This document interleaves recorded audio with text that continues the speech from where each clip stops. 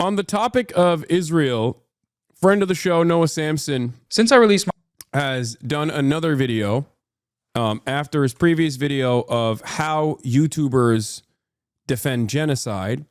He did another one. The YouTubers who backed the genocide 2 weeks ago with 777,000 views. A lot of those YouTubers have retaliated against Noah, and I guess he has another response. Now, the reason why I'm watching this, well, also simultaneously, there is an additional note since this video came out, where Mudahar, one of the YouTubers mentioned in the video, has stated that he intends to sue Noah Samsen. Apparently, Ethan Klein is also choosing to sue Noah Samsen as well. This is his statement on the matter. In the last couple of weeks, a YouTuber, Noah Samsen, has uploaded a few videos labeling me a genocide supporter in the title and thumbnail of the video. Today, me and the team sat down to watch them and could not find a single clip of me supporting the Israeli government or any of its genocidal practice. Normally, I'd not engage with this discourse, but this has affected my business and has bleed into my personal life. As a Muslim, I've always supported my people, and I never talked about this topic with much political knowledge. That said, you don't need to be knowledgeable to stand against the injustices by the IDF. Journalists and civilians have been recently killed in a wave of attacks ending a short-lived ceasefire. That is never okay and needs to end, and I hope in my lifetime it does. It's really interesting that the first time that Mudahar has come out with like a bold declarative statement singling out Israel for its crimes is after he claims that he was being defamed by Noah. Ironically enough, Noah's argument was not that these people are directly saying that they love Israel doing a genocide, but instead was the fact that while Israel is doing a genocide, a lot of these people have shifted their priority directly to drama slop and to attack people who call out Israel's genocide. And in a way, making tacit endorsements or sometimes direct endorsements like Ethan Klein has, or by omitting the truth, creating a defensive posture against, or creating a defensive posture in support of the Israeli government. Maybe being a useful idiot. Now, from what I understand, here is Ethan Klein. He's gathering evidence for a defamation suit against Noah without having even watched either of his videos. By the way, Lamau, if you guys have any good, potentially defamatory Noah Samsen clips, drop them on the subreddit. Free speech lovers galore. Their bar is advocate rather than understanding what manufacturing consent means. Yeah. Anyway, so let's watch, without further ado, Noah Samsen's video, The Genocide Supporting YouTubers Responded. My video, The YouTubers Who Backed a Genocide, there have been some developments. Ethan Klein responded to the video with an Instagram story shortly after its release, where he wrote, "God, these bread tubers are such pathetic fucking rats. When the did I ever support a genocide? I criticize your idol Hasan, and you all resort to straight-up character assassination and horrific lies. A campaign which resulted in the CPS call and harassment like I've never experienced in my 15 years on YouTube. You and your movement, socialism deserves better representatives." Soon after this post, Ethan brought my video up during his live show where he threatened to sue me. So this little scumbag here who put me and Mudahar, Turkey Tom, and Destiny in a thumbnail and said the YouTubers who backed a genocide. This is disgusting, and I'm not okay living in this world where these little punk ass scumbags can just say this shit and get away with it. Like accusing people, usually defamation can be all different types of things. Someone supporting genocide, we throw this term around a lot. That's one of the most. I mean, can you say something more up about somebody than that? Sounds pretty defamatory. Yeah, I think there's a very simple solution to this, right? There's a genocide that is ongoing. If your criticisms during that process is entirely about people who call out this genocide, consistently smearing them as anti-Semites, lying about them over and over again, at a time when the Trump administration also is actively going after people who do criticize people who, Trump administration is actively going after people who do criticize the Israeli government, even deporting them, then yeah, it seems like you're not pro-Palestine at all. It seems like you are running cover. You are playing either inadvertently or directly the role of a soldier in the disinformation war in the Western world against Israel. If the amount of times that you have spoken out against Israel for the heinous, barbaric war crimes that it engages in on a regular basis is much, much, much more limited than the times that you have criticized those who speak out against such atrocities, then you probably aren't the number one advocate for Israel. I mean, the number one advocate for Palestinians. Sorry.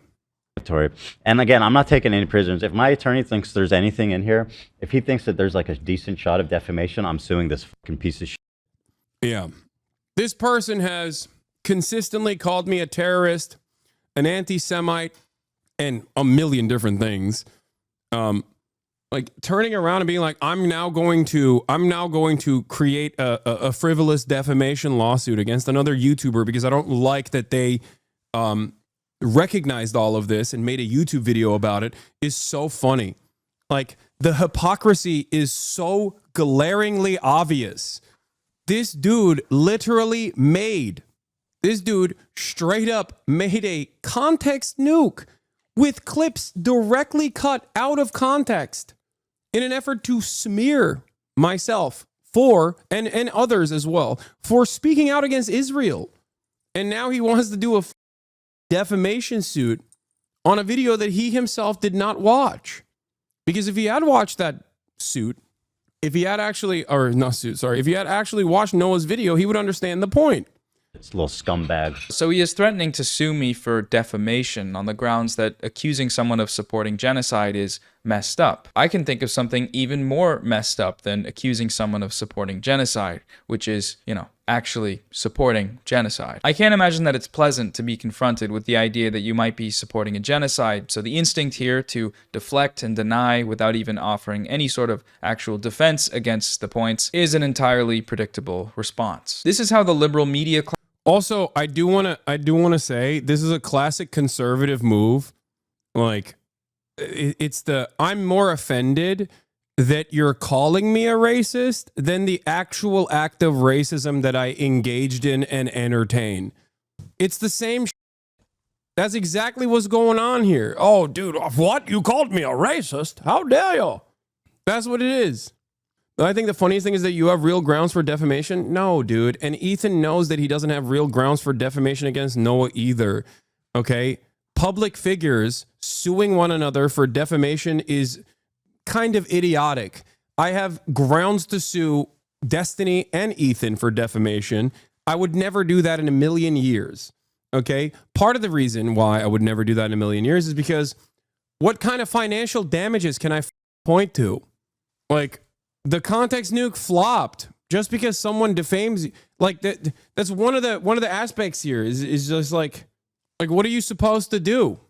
What are you supposed to do? Since his context nuke didn't work, he's been brigading everything that I've that I've been a part of, literally calling out journalists that have interviewed me even before the video came out, constantly telling people like, how do you engage in talks with a person who is like a rape denialist or whatever? I don't know, just like ridiculous shit over and over again. Stop saying you won't sue them. Why do you lay yourself prostrate in front of fascists? Because I'm not a bitch. That's number one. And number two is I also understand how defamation suits work. Okay? For the most part, Ethan's lawyers, I think, are just farming him for money by saying, yes, King, there's definitely something we can get out of here. Kind of how Ryan Kavanaugh's lawyers have farmed Ryan Kavanaugh, seemingly. Law student here, the Supreme Court set a very high standard for defamation suits against public figures on matters of public concern. You would have to prove that Noah's statements were made with knowledge of their falsity or reckless disregard for the truth. This actual malice standard is a very high threshold to meet. Yes, law student here is correct. The actual malice standard is a very high threshold to meet, and so any lawsuit is definitely meritless. There also needs to be like what are the material damages that you can show in that situation? You know what I mean? Yeah, I don't know why Americans love litigation so much. They constantly act like suing someone is a power move. It's not. You're bitch made, okay? Trash Day's not inviting you back. Oxbridge Talk's not coming out. At least a loss of business. Is it a stretch? Trash Day's not inviting me back. Okay, dude. Yeah. I'm going to go to a court and be like, hey, guys, this anime podcast might not invite me back, which they probably will when I go visit Japan anyway. But that's going to be, it's really hitting the bank big time. Oxbridge, Oxford, you mean? And the Oxford Talk's not coming out. Has nothing to do with Ethan. What the f are you talking about? They knew I was a radical before they invited me, dumbass. That's why they invited me. No, the reason why the Oxford Talks haven't come out is because it's a bunch of students. It's run by a bunch of students, and they're not very good at responding to emails. I like that. Maybe that's why people keep constantly asking me about the Oxford Talk. They think that like it's hidden or something. Like, dude, they had way more controversial back and forth on Oxford. Oxbridge is Oxford and Cambridge. The Cambridge one is out. I filmed it.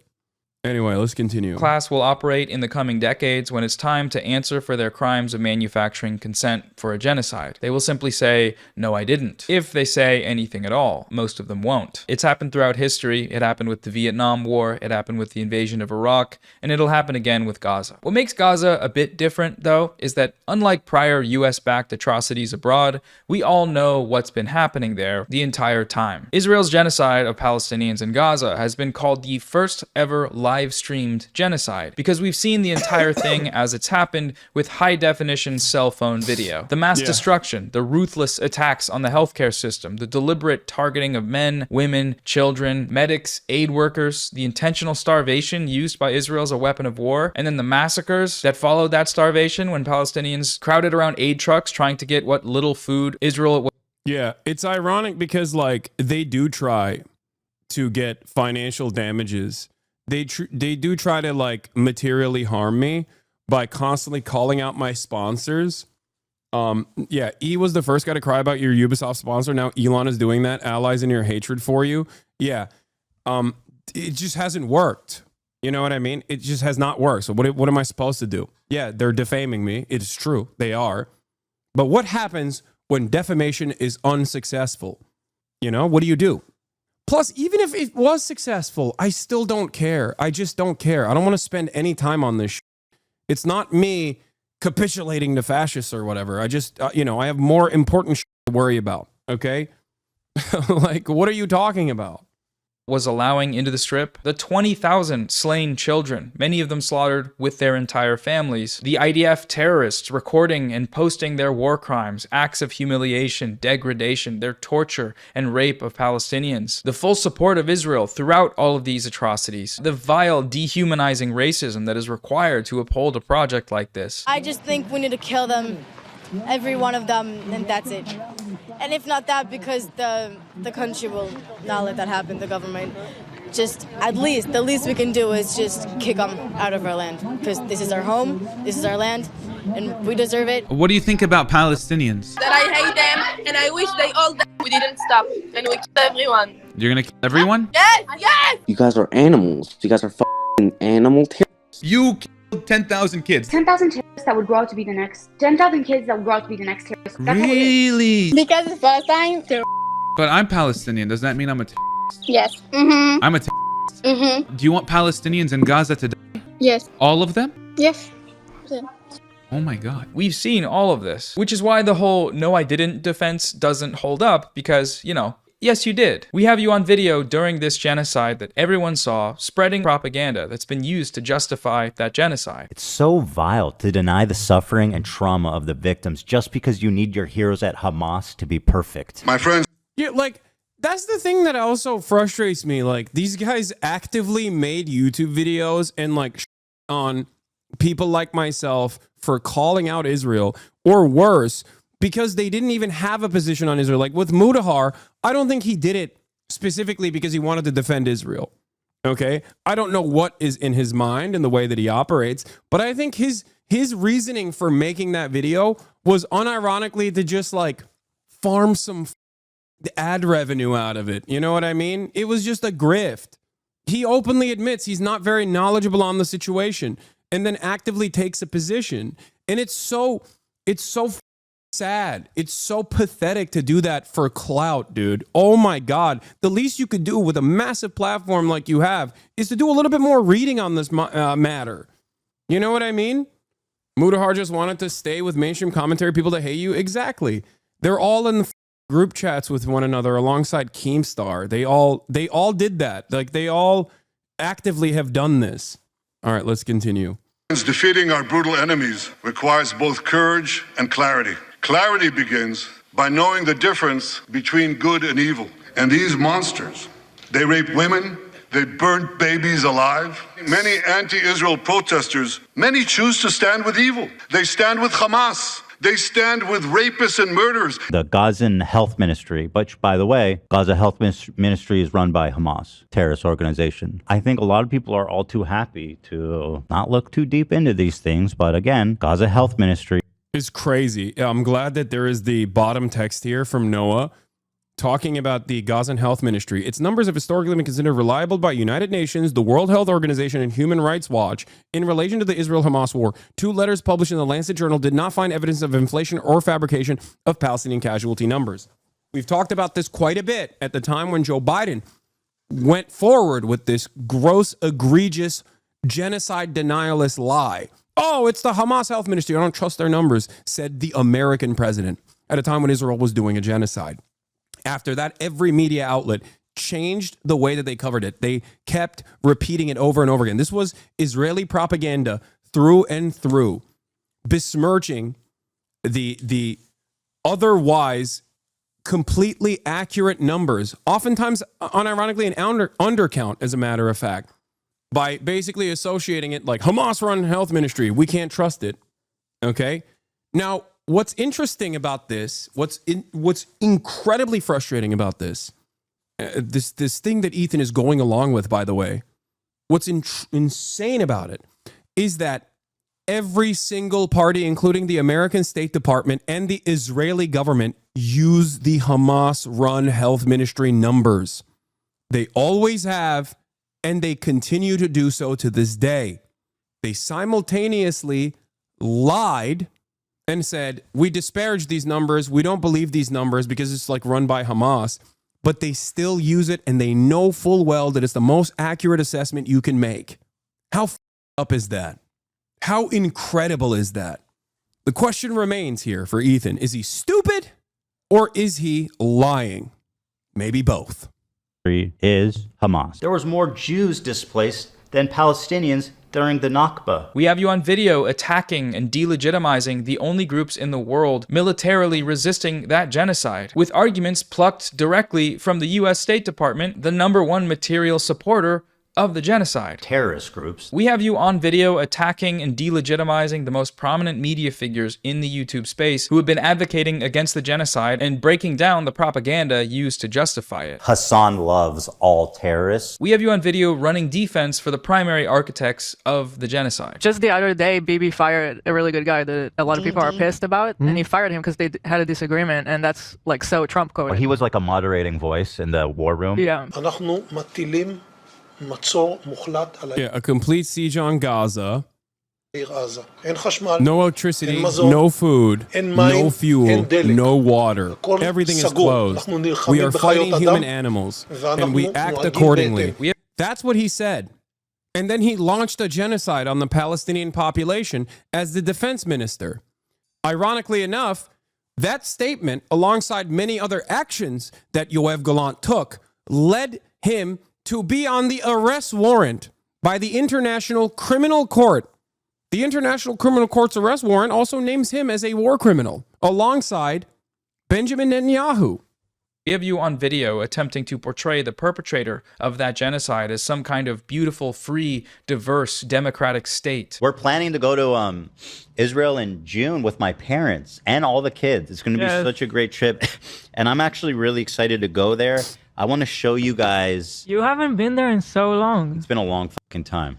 What I want to do is show you guys how I see Israel, because you don't see that. When you listen to Hasan and you hear all these mega lefties talking about it like it's some super racist, like crazy, like Jim Crow style of society. Like, I can't wait to show you guys how beautiful, how multicultural, how... Like, this right here is enough. That right there is enough to be like, I'm going to go to the Jim Crow South to show you guys that these wokes are talking about segregation, separate but equal, okay? What is this? I'm going to go to apartheid South Africa to show you guys how multicultural, multi-ethnic apartheid South Africa is. All these freaking wokes who love the terrorists within the ANC are just disparaging the good name of South Africa. It's crazy, dude. What do you mean? You're just straightforwardly doing propaganda here for an apartheid state that is currently conducting a genocide, like your goddamn Michael Rappaport. Like, free it feels for people, or just it's a beautiful place. It is. It's one of the most diverse places I've ever been. These people all seem to believe that in order for someone to back a genocide... It's ironic because he lived in Israel, and from what I understand, he hated it. That's why he moved back to America. He was like, this place sucks. Post October 7, though, now he's like, no, I love Israel. It's actually multicultural. It's amazing. They need to like look into the camera and say, I support genocide. I think it's good. More of that, please. And while we do have examples of certain parties to the conflict here doing just that, like Destiny and Asmongold, I'm not going to cry a river when people who have genocide that's baked into their laws are getting genocided. I don't give a they're terrible people. I'm pro-genocide. Like, it sounds really but like, I think that Israel should just draw up its fucking borders about where it is now, and basically Palestinians can go live in another place. The most common and effective way to back a genocide doesn't look like that. Mainstream Western outlets don't say those Palestinian kids deserve to be killed. No, they say that some kids died when bombs dropped, that Israel says it was dropping on Hamas, which is a US designated terrorist organization. The mainstream Western media doesn't say that there are no innocent civilians in Gaza. They simply quote the death tolls as being reported by the Hamas, aka terrorist-run health ministry, and then report uncritically the IDF saying that most of them are soldiers actually, and soldiers are terrorists by the way, so who's to say what's actually true? The mainstream Western media doesn't say that Yemeni children deserve to die because they're all Houthi terrorists. They simply cite the Houthi-run health ministry, aka terrorist-run health ministry. So when the US and Saudi Arabia kill those children, it's a sad event and the overall morally righteous fight against terrorists. Terrorism is bad, remember, and terrorists are the bad guys. So if some kids died while they were going after terrorists, you know, I guess that's just war. We saw the same response of no I didn't from Mutahar of the large YouTube channel Some Ordinary Gamers. When Hasan Piker shared my video on his Instagram story, Mutahar responded to this post writing, I get watching other people's videos is all you're really good at, but try vetting out slander before promoting. I have never defended... Which is ironic because, like, he's literally slandering me in that process. Like, the notion that I only watch other people's YouTube videos is such a stupid one, especially because every single week I'm either interviewing another journalist, an activist, including the guys that just won an Oscar for No Other Land, or Bernie Sanders and AOC at their rally. Like, these people don't care about anything. That's what's so frustrating about it. Like, you're a flop tuber. Just stick to Linus video, the Linux videos. Okay, that's all you got to do. I don't know why you have to like enter this territory and then establish your flag as a guy who just like hates this Hasan dude. It doesn't make any sense. Dude who's too lazy to take a shower and like clean his goddamn t-shirt in his videos. Dude who's too lazy to do any research whatsoever before he just goes, you don't do anything else. I said Linus, sorry. I meant Linux. It's so weird, man. How the did Ethan and a lot of these guys go from like being people who care about the truth to this, you know, to whatever the this is? Or backed the Israeli genocide on innocent Gazans, never will I ever. Following this, there was a bit of a back and forth. Hasan responded to Mutahar on Twitter, writing, in your only video on Gaza, you admit to not knowing about politics, you try to cover Israel-Palestine as drama slop for a centrist audience, you defend Asmongold for his inferior cultures and genocide comment, then attack pro-Palestinian voices. Mutahar wrote back, yes, I do admit to not being an expert on the topic. I didn't cover it as a drama since it isn't one. Serious situations with dead people and attacks attacks happening every day. I just don't downplay rapes and sugarcoat violent organizations like you. Also didn't defend Asman in vid. Later, Hasan wrote, we were a year into the genocide here. This was your only video on the topic. It downplayed and ran defense for Asmongold's takes, while the bulk of your commentary revolved around how evil the pro-Palestinian streamers were from clips you compiled off of Snark Reddits. Mutahar's final response was, it's almost as if the bulk of the commentary matched what the video was titled and centered about, Twitch allowing violent and unfiltered rhetoric from your camp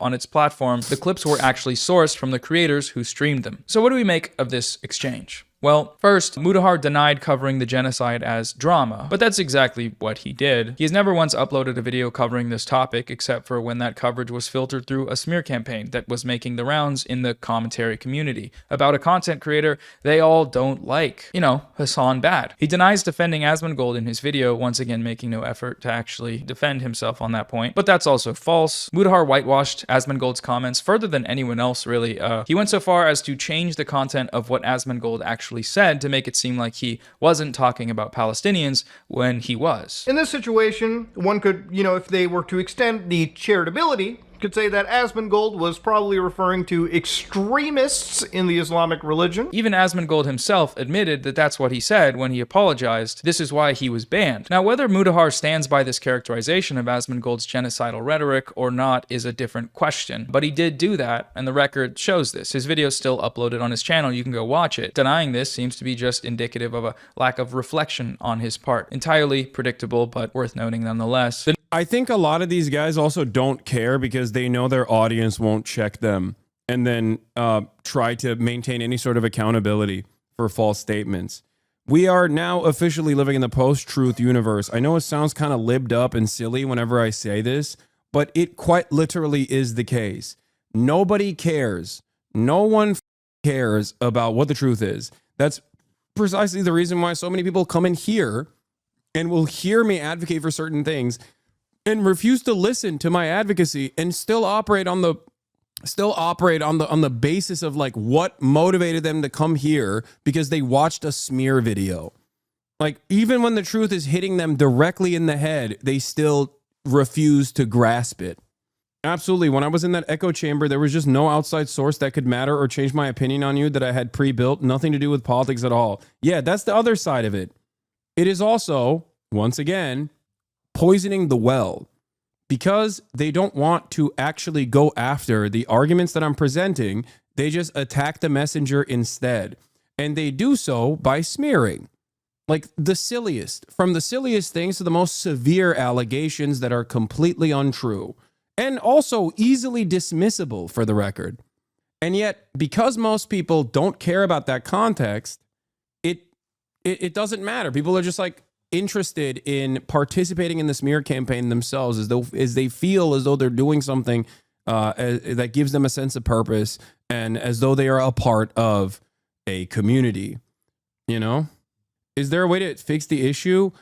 I don't know, but I won't stop trying to abide by best standards and practices, no matter what other people do. Your only comment about Muta is that he is dirty and does not shower. I'm sick and tired of this anti-Indian racism. Why is your comment for Muta that he does not shower? Come on. Dude, he literally has stains on his shirt like while he was doing this video. What the are you talking about? Yeah, dude, I'm secretly doing anti-Indian racism. That's not my only comment on Mutahar. The are you talking about? Did you not hear half of the commentary from Noah? Or him literally reading my comments against Mutahar? The are you talking about? This is unironically the example, the example that I was maintaining, like right here. This is it. Guy comes in, doesn't hear a thing I said, immediately grabs on to something and just basically angles it in the most cynical way possible. watch it. Denying this seems to be just that, and the record shows Gold's Extremist. This is why he was banned. Now, whether Mudahar stands by this characterization of Asmongold's genocidal rhetoric or not is a different question, but he did do that, and the record shows this. His video is still uploaded on his channel. You can go watch it. Denying this seems to be just indicative of a lack of reflection on his part. Entirely predictable, but worth noting nonetheless. The "no, I didn't" defense is the expected response from centrists and liberal Zionists alike, but I don't know how well it'll hold up in court. I didn't back genocide. How could you say that? I just sat silently the entire time it happened, except for the one time I spoke up, which was Didn't Hasan speak out against the racism that led Mudahar to leave Twitter? Of course, dude. Because yes, I think the endless faucet of anti-Indian hatred online that is so super normalized is insane. Actually to attack pro-Palestine activists with bad faith smears that originate from a community of openly genocidal Zionists. I'm pro-genocide. They're terrible people. Best of luck to you in your legal endeavors should you pursue them. I don't know how well that'll hold up, but have fun, I guess. In his last tweet, Mudahar seems to deny his participation in the smear campaign, writing, "The clips were sourced from the creators who streamed them. This is false." Mudahar did not source these clips from Hasan's stream. He sourced these clips directly from the smear website. He cited the website out loud and said, "Go check it out, guys." There's a website known as DanClancySucks.com. That was this was also insane. Insane. Like, he highlighted the ass like smear campaign website. Like, how do you, oh God, how do you live with yourself, dude? Well, so gross. Of some of the most popular streamers on the site. One of the most popular political streamer, Hasan Piker. As we went over, this website is a compilation of out-of-context clips and arguments attacking pro-Palestine creators that openly embraces the support of genocidal Zionist organizations like the ADL and genocidal Zionist politicians like... Yeah, also, if you don't know anything about anything, like the Amsterdam quote-unquote pogroms, right? Virtually everyone, including people that were there at the time, including media outlets that ran with the pogrom happening, the anti-Jewish pogroms that were happening, went back and corrected the record because it was a lie. They even literally used footage from an on-the-ground reporter that showed that it was actually the Maccabi football hooligans from Israel that were fighting against the locals there. They were like hunting down locals, and they genuinely presented it as though the situation was the exact opposite. It was that it was actually the local Muslims that were hunting down Jews, right? If you don't know the context of that and you just literally look at this and you listen to the ADL and you go, oh, when one of the largest streamers on Twitch, Hasan Piker, spends the hours after the Amsterdam pogrom minimizing its harm without consequence, it's clear the platform still has far to go. That's it. You're like, oh, I guess this guy's bad. He's anti-Semite, I guess. That's why so many of the people that come in here and agitate at the behest of these other dumbasses are doing, sometimes they're pro-Palestinian, literally, but they just are oblivious. They don't know enough. And then the random Jew hunts happened after. No, it didn't. Shut up. Jesus Christ. People still going after fake, dude. Oh my God. It was football hooligans. What are you talking about? No, the other on the ground reporter was a 16-year-old Nordic kid. That's not who I'm talking about. There was like a photojournalist there who was filming the events, and they literally ripped her video to be like to say the exact opposite of what she shot. Support of genocidal Zionist organizations like the ADL and genocidal Zionist politicians like Richie Torres. The community from which all of these allegations originate is that of a content creator who says things like this. He is interviewing the guy who's about to go do some shit, get himself killed, basically. That's what's gonna happen. We know from this point, that's what's gonna happen. So he walks away, gets back a little bit, and then he sets up behind this thing, right? Is this concealment, I guess? Not cover, concealment, right? Because I think the tank's over here. So now he can capture the footage right here. He sees the guys walking, knowing that they're about to get shot, because that's what's gonna happen. And then eventually they get shot and everything is, this is it. It's like act 1, 2, and 3. It's like all here. Now this guy is down. He's dead. These guys are like... and fatally wounded. They're not even running. They're not even like cowering and running away and screaming in fear. There's like, okay, well, they did it. We got our shots. Okay, is this guy done? Oh, okay. Well, we brought the white flag so we can put that over the bleeding part, assuming he got shot in it actually, right? Flag and then this guy, what, is this guy running back to grab the wife? By this stage, the man's wife, his widow, has heard what happened. And then, like, what does this mean? The wife has heard what happened. Like, bro, This is crazy. I'm sorry. The tracking live movement shot of the lady running up to her dead husband? Like, what is this? By this stage, the man's wife, his widow, has heard what happened. Somebody went back and told her, right? The 5 martyrs that walked forward, you know, your husband was the unlucky guy. He drew the short stick today, so come forward, cry for us on camera. Do you think the guy intentionally wanted to get killed? No, I don't think he wanted to die. I don't think they were thinking they were going to die, but they probably were hoping to get shot at, or maybe, so you're saying the woman was acting? I don't think the woman was acting. She probably was sincerely sad. Her husband got killed, but I think they were farming TikTok clips. I mean, remember, these people, actually, yeah, like, have suicide bombers. So it's not that big of a stretch to imagine that they would be willing to get shot. However, now, I haven't gone down this road because this is way more, it would require me to make a lot more assumptions, but it's also possible he didn't get shot, right? Now, do we know the name of the guy? Is he actually dead? Do we even know if this is his wife? These are a whole bunch. I had never seen the full clip. I don't remember him going, notice how he almost said way more conservative and then stopped himself because he has to aesthetically maintain that he is like a liberal, a true liberal. Way more, because I mean, this would be way crazier in terms of speculation, or maybe conspiratorial. I don't know. Maybe he wanted to maintain. Maybe he wanted to say conspiratorial, which it is, by the way. It is a conspiracy, and it's conservative. For the record, it is conspiratorial and it is conservative. He just didn't want to admit it because he has to be the liberal who only says the truth. He doesn't speculate about conspiracy theories. I don't think he was going to say convoluted. Not that it matters. Look at what he's doing. Okay, my speculation on this is utterly irrelevant. Bunch of questions that would be valid. Now, if I was way more on the pro-Zionist side, I would be asking those questions. Who is this guy? Do we even know if he's actually dead? Like, we don't actually see the wound. Right? It seems like they don't have any problem showing anything else. Like, why just the white flag so that it can look all bloody? Like, show us the actual gunshot. You have no problem showing other violence, right? What Pallywood means is that you're capturing intentional video footage to sell a certain narrative about what's going on, basically. So Pallywood might be, this, right? So the idea is that like 4 innocent civilians are like walking up and you just want like a clip here of the IDF shooting them. It's crazy that this person is not seen as like a violent radical by the very same drama slop tubers who are friends with him and get their notes from him. But I am for speaking out against these actions. Like, think about how distorted your worldview has to be, where you are fantasizing about an apartheid state murdering Palestinian civilians with a white flag and then saying, oh, they deserved it. Victim blaming to this degree. Jesus Christ, dude. For no reason because they're civilians with white flags. And you kind of ignore the fact that, like, okay, well, they're in a battle zone in an area they were told to evacuate from, and they're going back to try to release somebody that was captured. Like, that's like Pallywood, I think.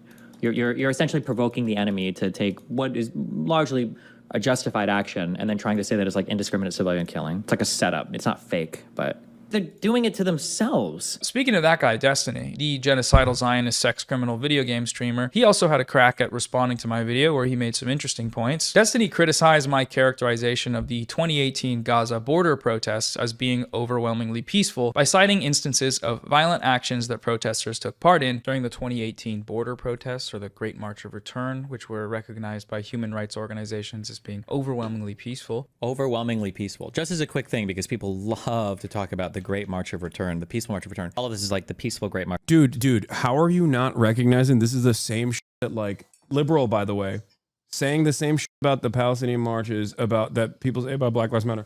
March of Return. Remember this, okay? This is all the peaceful Great March of Return. Now, when I used the word overwhelmingly in my video, he says it's about Black Lives Matter too. I mean, he is a Kyle Rittenhouse defender, to be fair, so yeah, he does. I used it as the word is meant to be used, which is to mean overwhelmingly, which means what the word means, which is to a very great degree or with a great majority. Overwhelmingly. Some instances of violence during these protests do not contradict my use of this word. The protests were overwhelmingly nonviolent, which is exactly what the UN report found. The protest camps set up along the fence can make you do a double take. In parts, they look like a community festival, a carnival, a fair, like a distant cousin to Burning Man. Women prepare falafel sandwiches. Barbers give haircuts and trim beards. Lip syncers and dancers perform in the shade. Actors ham it up playing cruel Israeli soldiers. Families come with their children. Ultimately, though, regardless of how the protests were characterized overall, the reason I brought them up in my video was as evidence that Israel has a history of intentionally targeting Palestinian civilians for slaughter. That's what the UN report found. Israeli snipers intentionally targeted medics, journalists, men, women, children, elderly people, and disabled people. Cite whatever instances of property damage, tire burning, flag planting, rock throwing you want. These are irrelevant to the fact that Israel intentionally targeted thousands of civilians with sniper fire. The commission interviewed an international journalist covering the demonstrations at the Malika site who described the scene that day. What was notable was the amount of injured people and the slow, methodical shooting. Every few minutes, you would hear a shot ring out and you would see someone fall, and then another shot and another person fell. It went on for hours. I saw a man who had been shot in the throat. I didn't. Yeah, the IDF also took credit over every bullet on a tweet. I don't take this as an offense, hopefully, but what happened that you and D grew apart? Did you at one point realize that his worldview was messed up, or did he turn on you once you had more success? Like, what's the story here?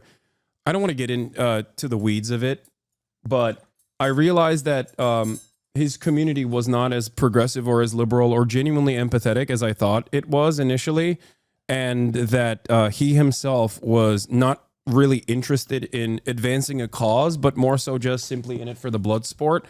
And yes, in the same time frame, I was also growing as a content creator and had actually eclipsed him, and he can't stand that. He literally needs his orbiters in his mind, okay, people that he has a very transactional approach to constantly be by his side.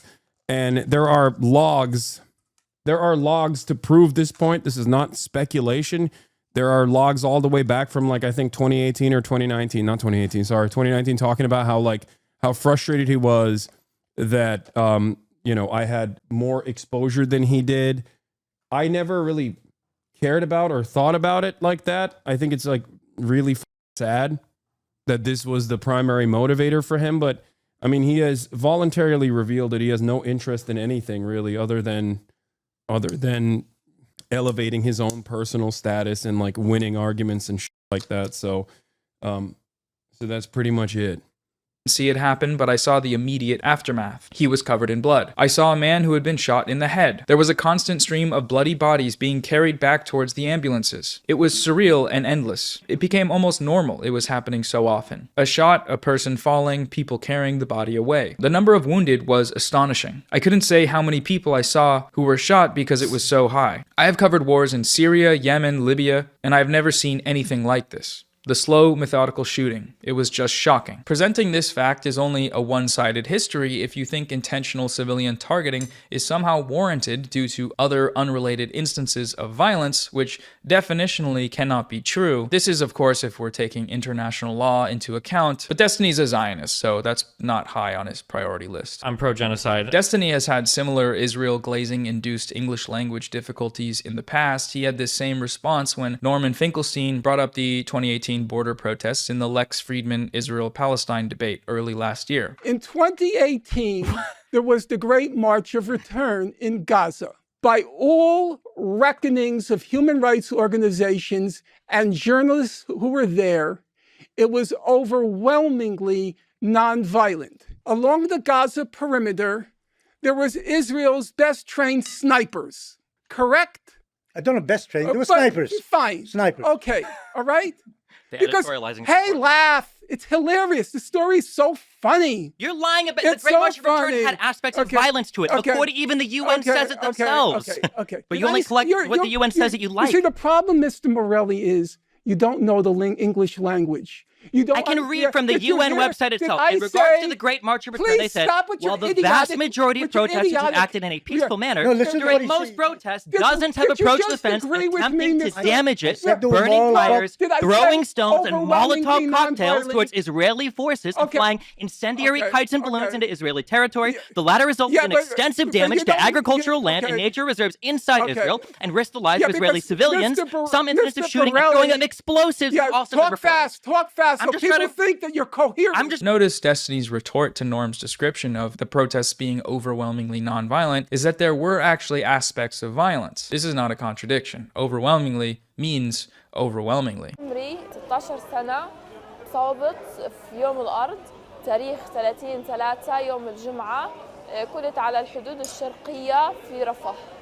كان في آلاف المتظاهرين والمتظاهرات شباب وفتيات ونساء. Yeah, they had to snipe like pregnant women and medics that were clearly defined as medics, by the way, because they were throwing stones, I guess. Random people were burning tires and throwing stones. I guess that's totally valid and not an insane overreaction. They shot people in wheelchairs, man.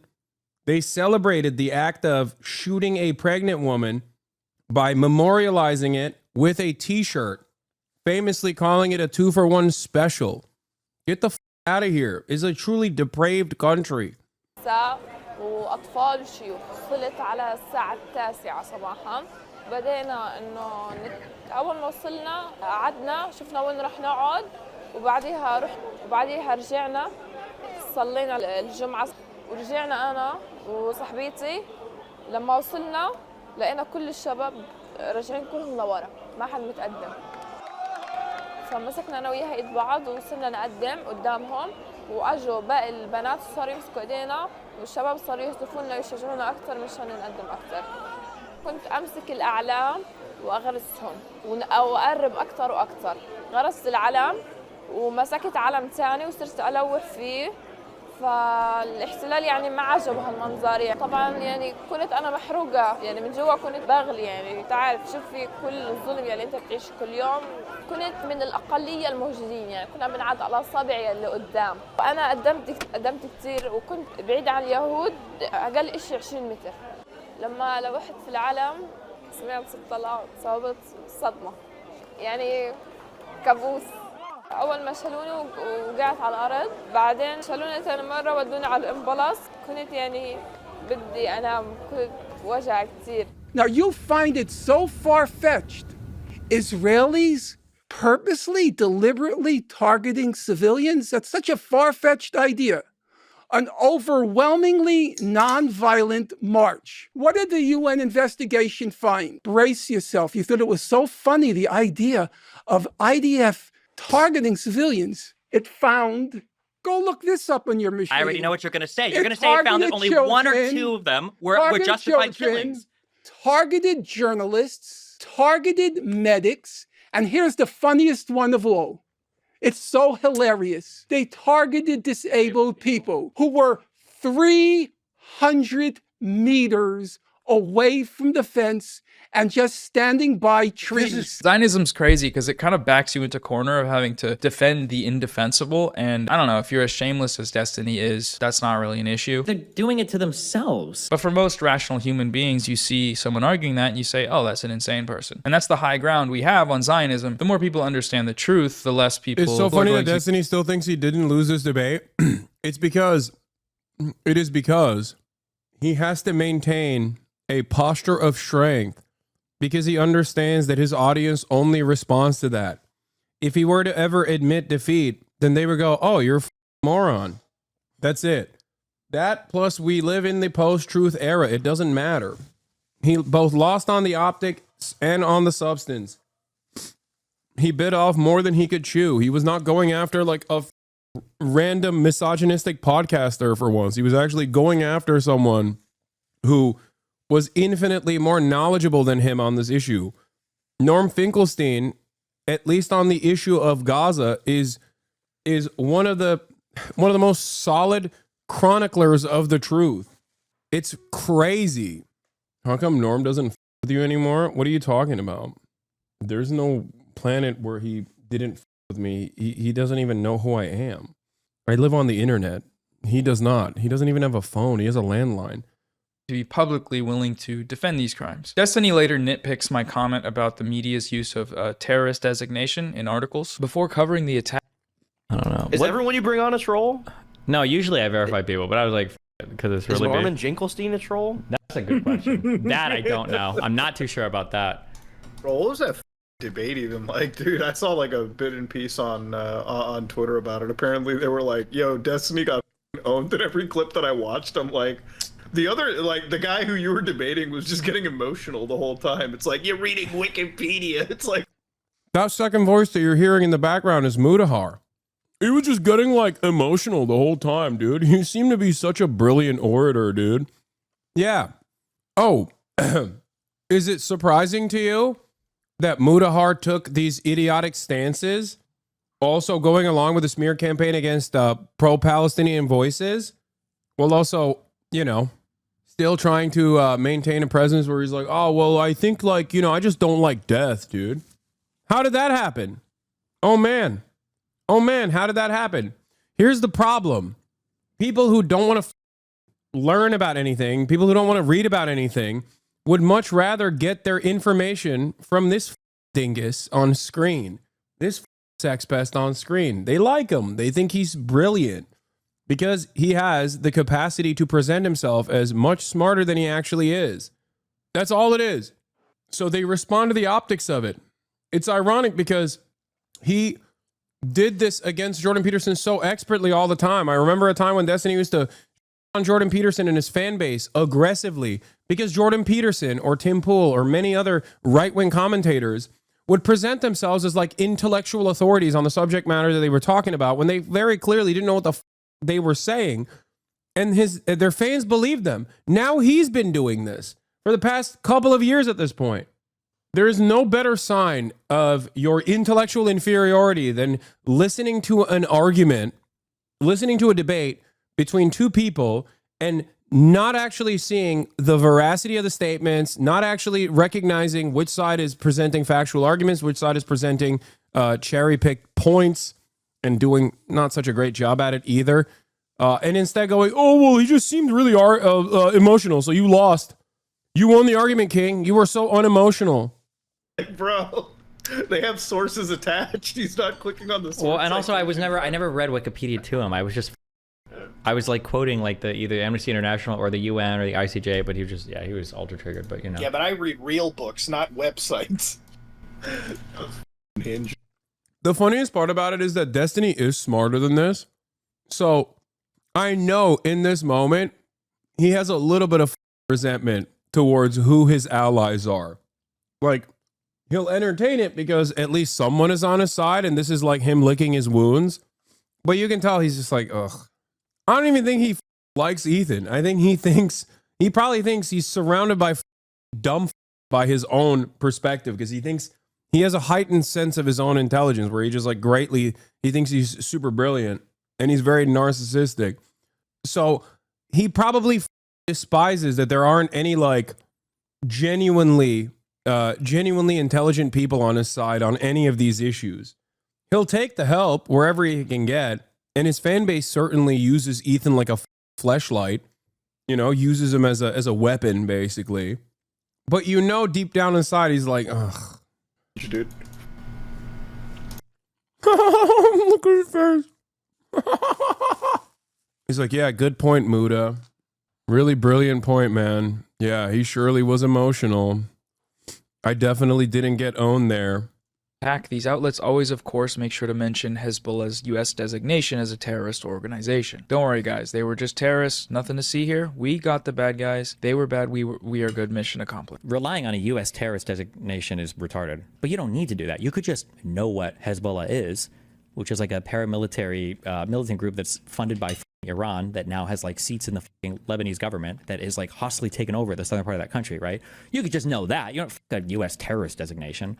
But we're gonna start simping for them now? Is that what we're gonna do? Okay. Even if we're going to explore the reasons why this terrorist designation is to him not illegitimate, it only reinforces the circular logic of the terrorist label. You don't have to call them terrorists to know that they are terrorists. Just look at what they do. They kill civilians. They violently overthrow government. Yeah, it's so fun. This is the other aspect of Sex Pestany's commentary, is that on the one hand, he tries to present himself as this like incredible debater, a lot of why the audience thinks he's a brilliant debater is because he is a skilled orator, okay? He is not necessarily intelligent or knowledgeable on the matter. He's just very good at rhetoric and trapping people into and pinning them down into a rhetorical corner, oftentimes with the heavy utilization of logical fallacies that he tries to rationalize with a lot of confidence backing him, a lot of unearned confidence, really. But it's so funny. It's so funny when you are more knowledgeable on an issue and you listen to him talk. You're like, oh, I know what you're doing here. You don't know what the you're talking about. You're just manipulating the conversation to an area of pre-couched statements that you developed ahead of time. It's a rhetorical trap. And when the interlocutor knows better and doesn't fall into that trap, he just tries to like yell at them.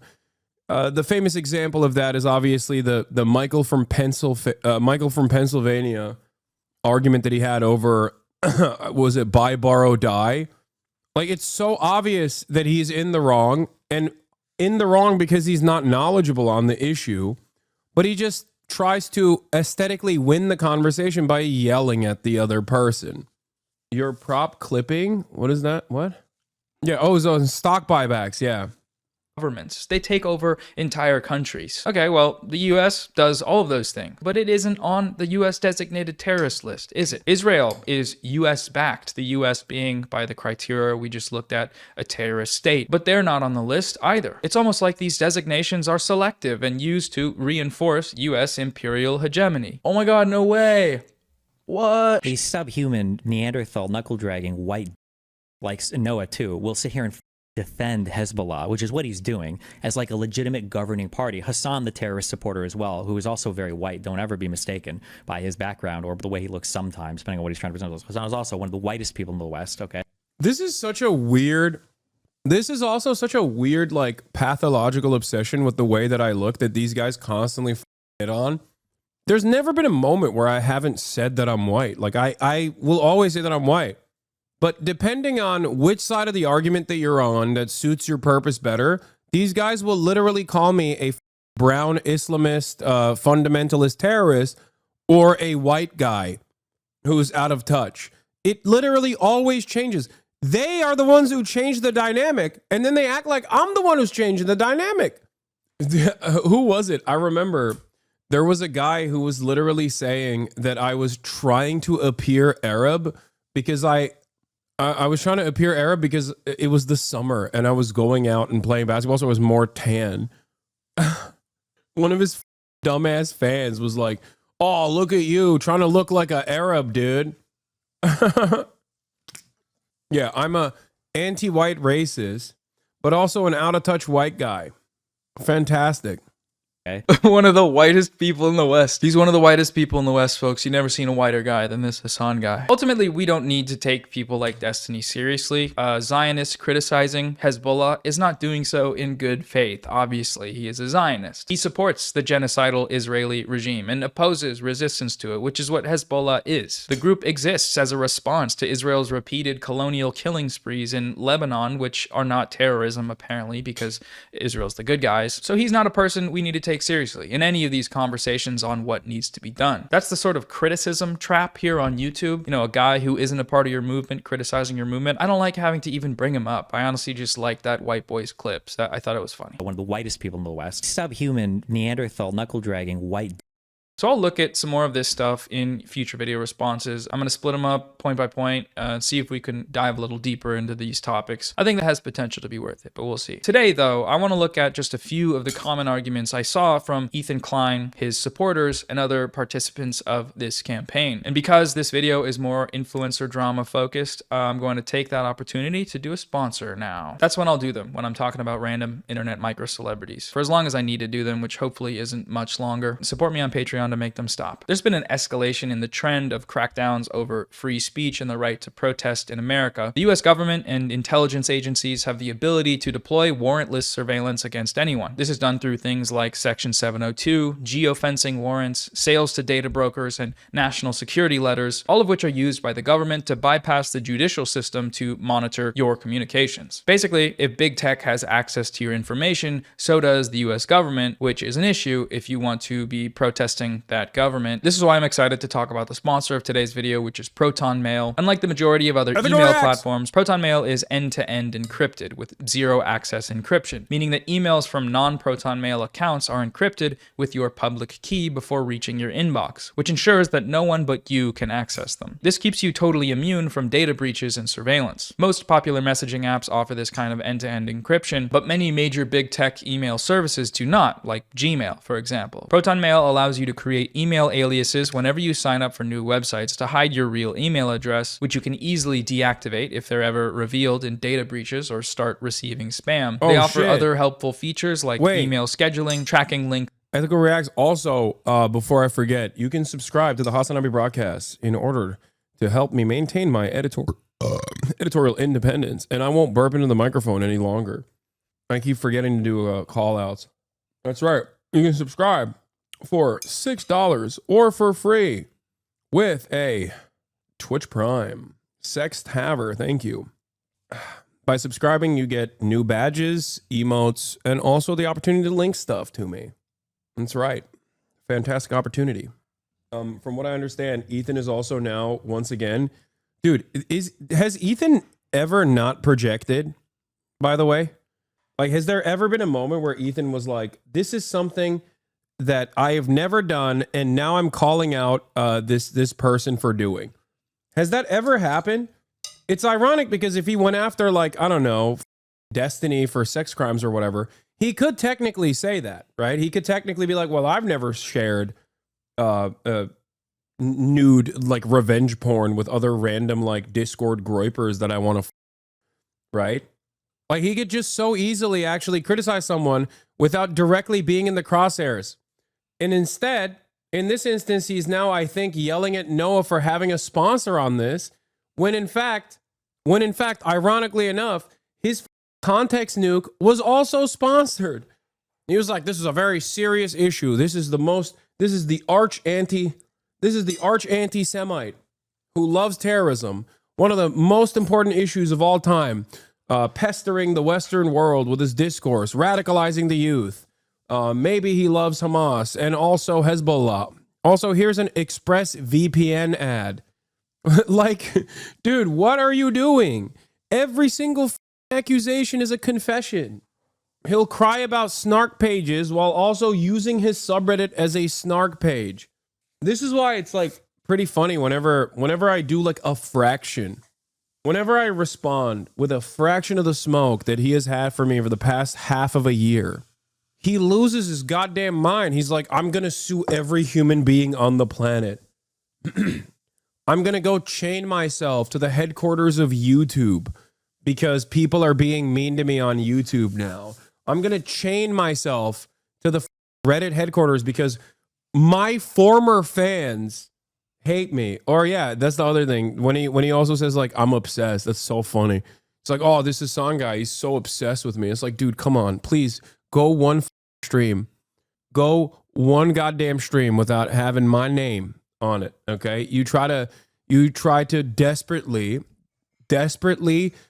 bring back the new fans that you've developed in your community that are only there for the toxic anti-Hasan rhetoric. So whenever you can't go over 20K, you're like, no, guys, I promise, there's anti-Hasan stuff in here. I promise. Yeah, I see the titling and thumbnailing. It's all over Twitter. It's all over Reddit. Yeah. No, if I it's a damned if you do, damned if you don't situation. Now, what's funny about it is that I warned Ethan months ago where I was like, dude, if you keep doing the Hasan button, you're just going to become like a one-note, incredibly toxic community of people that desperately want that. and you're going to shed away your actual loyal fan base slowly but surely, because even they are not dedicated to hating me as much as you are. And then those other guys, in order to recultivate the fan base that you once had that care about the goofs and gaffs, you're going to move away from the anti-Hasan shit. And then you're going to lose the new fans that came in just for the anti-Hasan shit. I said this months ago. I was like, listen, you're up your own bag. You're up your own content, because the new fans that come in because of the crash out, they're not like real loyal fans. They, as a matter of fact, hate you. They don't care. They have hated you for a very long time, and they probably still hate you, but they love that you're attacking me. All the while, you're losing your fans who love you and constantly criticizing them and acting like you want to dox them and shit. The moment that you now turn off the anti-Hasan commentary, those new guys are going to leave. They're going to probably call you the R word again, like Destiny used to call you, until he realized he could use you as a weapon.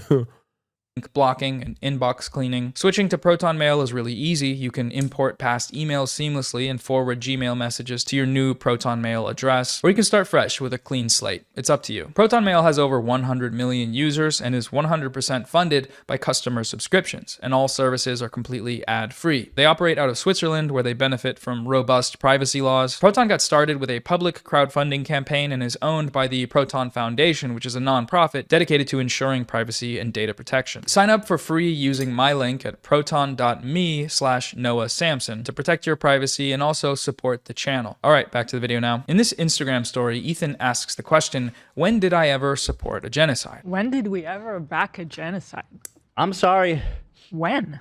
Like, show me. I have an answer to that. Let's go over it once again. Ethan Klein was the primary signal booster for the smear campaign against pro-Palestine activists that was orchestrated by a group of openly genocidal Zionists during the active genocide of Palestinians in Gaza. Every point raised in his content nuke video was borrowed directly from Destiny and his community regarding Hasan's alleged terrorism support, his alleged anti-Semitism, and his alleged extremist views. Hasan uncritically interviewed this kid for about an hour. It was the most brazen display of disgusting terrorist propaganda that I have maybe ever seen in Western media. Okay, fine. He likes Hamas, he watches their propaganda, but he's not going to deny the violent rapes that took place. That is way beyond the pale. Ethan himself oh my God, he's just showed sources.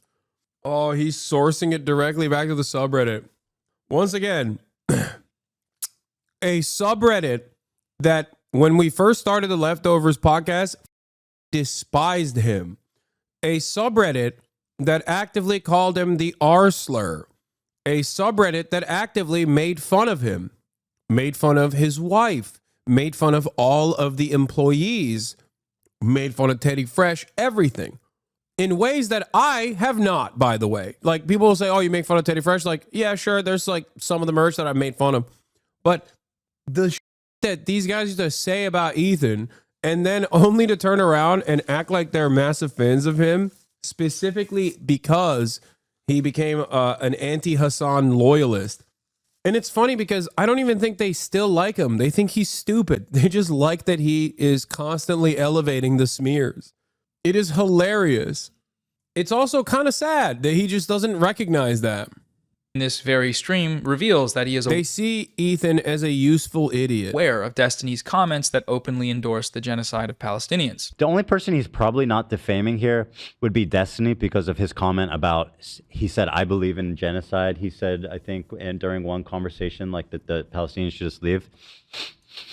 So if you're talking about defamation, that's like an easy out, right? For legally speaking. So that's one way to back genocide, is by functionally collaborating with an openly genocidal Zionist who you know is openly genocidal on a video that reached over 3 million people exclusively using arguments and out-of-context clips that were compiled by the community of that openly genocidal Zionist. The other major way that Ethan backed the genocide of Palestinians in Gaza with his video was by spreading atrocity propaganda narratives that the Israeli state, military, and its backers in the West have used as rhetorical justification for their genocidal actions. This backing precedes Ethan's content nuke, as he was one of the first major content creators to spread the 40 beheaded babies hoax. They found 40 dead babies at this kibbutz where like tons of people got killed. Now, I don't know if they were beheaded, okay? And some people really care about that detail. So to me, the 40 babies is enough. I never really thought that I would see and have confirmed pictures of terrorists beheading children. A false claim that he has yet to rescind or apologize for making. In the content nuke, he doubles down with this sort of propagandizing for the state of Israel by spreading the Hamas mass rapes hoax. He cited the documentary from Sheryl Sandberg. Bro, Israelis don't even believe these interrogations are valid. The purpose of these interrogations are to humiliate Palestinians. It's not actually it's torture. Like, these are tortured people. What the I didn't even realize he was like, did he actually use the interrogations? Like the torture confessions as proof that like Hamas was doing mass rapes? Is he that stupid? No, he did not. Oh, they're saying Sheryl Sandberg used them. Okay, good. Oh, Jesus Christ. I was going to say, also, by the way, he used the reason why Noah's bringing up Sheryl Sandberg's video, Sheryl Sandberg's documentary, Sheryl, who, by the way, has allegations against her that came out recently. The reason why he's showing this is because he did use a clip from Sheryl Sandberg's documentary, in air quotes, about like the mass rapes hoax. How was it found that they were confessions under duress? First of all, there is no confessions under torturous conditions anyway, but it's not a secret. Like there are no acting. There's no way to get actionable intelligence under torture. There's an entire conversation that I had recently about America doing torture in Guantanamo Bay and how they found zero actionable intelligence. That's number one, because people, when they're tortured, just tell you what you want to hear. They just cop to it. But these guys or these torturous confessions are specifically designed to repeat whatever the Israeli narrative is at the time. Like they would get them to say, yes, Hamas is just like ISIS, like that. I remember watching it at the time. And it is not a secret that Israel tortures Palestinians, including these guys. You can literally see that he's like bloody and beaten up in the confession. Like, what are we talking about? They don't even try to hide that they're doing this. It's usually done. These interview confessions or these interrogation confessions under torture are just done simply to like elevate whatever the Israeli claim is and to have like Palestinian captives repeat those talking points. They've done this to children too, by the way, which is insane. I remember covering it a while. Like, there's a very famous incident of a child who's like 14 years old in a similar situation, and they're just like making him say whatever the they want.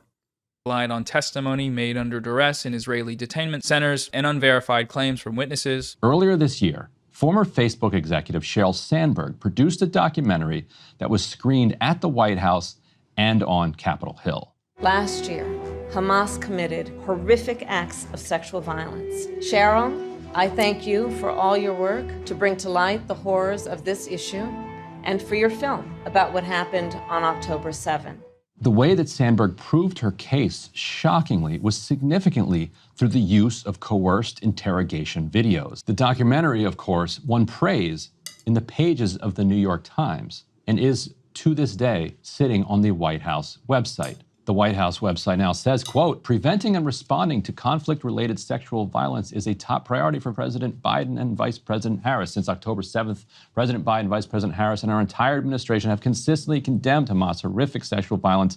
On June 17th, the Vice President hosted an event at the White House, which included a panel discussion and remarks by advocates and survivors of CRSV from around the world, and a partial screening of Sheryl Sandberg's documentary, Screams Before Silence, on Hamas's sexual violence on October 7th. Now, Amnesty International, Human Rights Watch, B'Tselem, and Physicians for Human Rights Israel all rejected the use of hostage interrogation videos in the months after October 7th. What? No way. Another group of anti-Semitic charlatans, once again, saying Israel's usage of tortured confessions is not viable and actually... lo and behold, a direct violation of international human rights. Oh, they must be Hamas. They must be anti-Semitic. Isn't it strange how everyone is anti-Semitic? It's just crazy. The United Nations is anti-Semitic. Human Rights Watch is anti-Semitic. B'Tselem, the Israeli human rights organization, is anti-Semitic. It's just so crazy. The coincidence that all of these groups, many of them, like Human Rights, was it Amnesty International or Human Rights Watch? Like literally created by a Holocaust survivor who is a Zionist. Like understand something here. They're calling that guy anti-Semitic, dude. Yeah, Human Rights Watch was created by a Holocaust survivor who himself, in the aftermath of October 7, was like, whoa, whoa, whoa, I don't know, this is not a genocide. And then he saw the situation. He was like, okay, dude. He was like, I'm a Zionist. I love Israel. Holy f***, they're doing a genocide. Oh. And most news outlets chose to reject their use as well, citing the likelihood the confessions were extracted by torture. Sheryl Sandberg, the White House, and Hamas have all gone a different direction. Now, my point about this propaganda claim seems to have been misconstrued by some viewers of my video. The claim in question is not that rapes occurred, rather that Hamas systematically weaponized sexual violence during the attacks. This was the claim spread by mainstream news outlets like the New York Times and used by the US government and the Israeli government as a pretext for blowing up occupied apartment buildings. It's interesting because what's really up about this, especially because like they put me in the crosshairs on this issue, is that there was never a moment where I was like blanketly applying that no rapes had happened and you're just wrong, right? Even to this day, I maintain the position that there is a likelihood that in times of conflict, especially when like criminal elements penetrate the security boundary of Gaza, like, or not criminal elements, but just like random people that are not a part of a militia movement, there is a likelihood that it could have happened. It happens in times of conflict all the time. And having said that, Israel has been the only person, the only unit, the only organization that stood against justice for victims. Okay? They, one, undermined all the forensic evidence initially, and two, have never allowed any sort of independent investigation to be committed and to simply take their word on it without showing any evidence whatsoever. To this day, there's not a single piece of first-hand account, like real first-hand, reliable testimony. As a matter of fact, all the first-hand testimony that has been presented in the aftermath of October 7 and repeated in perpetuity were very quickly dismissed because people found out that these guys were just lying. Meanwhile, the claim that there were systematic mass rapes that happened on October 7 that were directed by Hamas was complete. That's it. The only evidence in that regard is actually evidence to the contrary, that this was not a thing that happened. Meanwhile, if you want to look at systematic evidence, look no further than the Israeli prison system. Plenty of real hard evidence there, including footage, like CCTV camera footage of concentration camp guards raping Palestinian prisoners to death. Look no further than the mentality of the Israeli society, at least certain segments of Israeli society, that did a pro-rape riot after the Israeli government, the Israeli prosecutors wanted to prosecute 6 of the concentration camp guards that had raped Palestinian prisoners to death with a metal rod. And the far right in Israel went up in arms with weapons and balaclavas and stormed the goddamn... Hasan, you're spoiling the video? Okay, well, I'm sorry. This is very frustrating. All right, let's just keep going. Let's hear target low-level Hamas commanders. The UN report that was released and cited widely by defenders of Israel as evidence that this is true says the opposite. The mission team was unable to establish the prevalence of sexual violence and concludes that the overall magnitude, scope, and specific attribution of these violations would require a fully fledged investigation. Ethan's citation of the conclusion to this report, point 86, that there are, quote, reasonable grounds to believe that conflict-related sexual violence occurred at several locations, does not at all verify the claims made in his... Yeah. Unlike Ethan, I actually read that report on stream. Because unlike Ethan, I actually do research. And ironically enough, if Ethan had done at least a little bit of research on what I've said on this issue, he could have found that video of me going through line by line of the report itself. The report itself does not say what any number of these different pro-Israel morons claim it says. The The report itself actually is quite damning if you understand the language that they're using, where they say, beyond circumstantial evidence, beyond a forensic analysis of footage, where we are speculating that someone might have been victimized due to the crime of rape, there is no hard evidence on this. The only instance that reaches beyond the hearsay or now falsified firsthand accounts is the hostage testimony. One of the Israeli hostages testified that she was sexually assaulted. That is the only instance of real hard evidence. And that was after October 7th. That wasn't even on October 7th. That's what's so crazy about it. It's like these guys literally, and that's unjustifiable, by the way. Just make no mistake. Obviously, there's no like, pro-resistance rape or whatever. That's not what I'm saying either. But it's wild that these guys unironically refuse to do the research and then make it your problem. Like I have to deal with this for the rest of my life now. You know what I mean? People just being like, oh, dude, I saw some about you, dude. What the going on? It's like, get the out of here.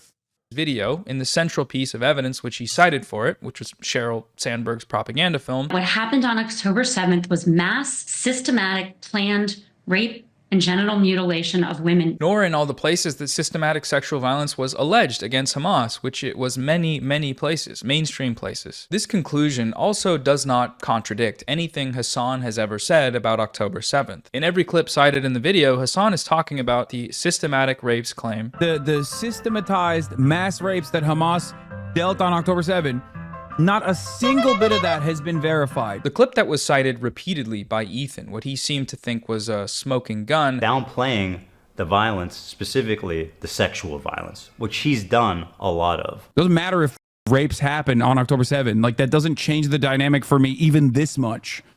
So that's the other part of this problem that many people that can't contend with. Like, the Palestinian resistance is not perfect. They're not like so good. They have magical bullets.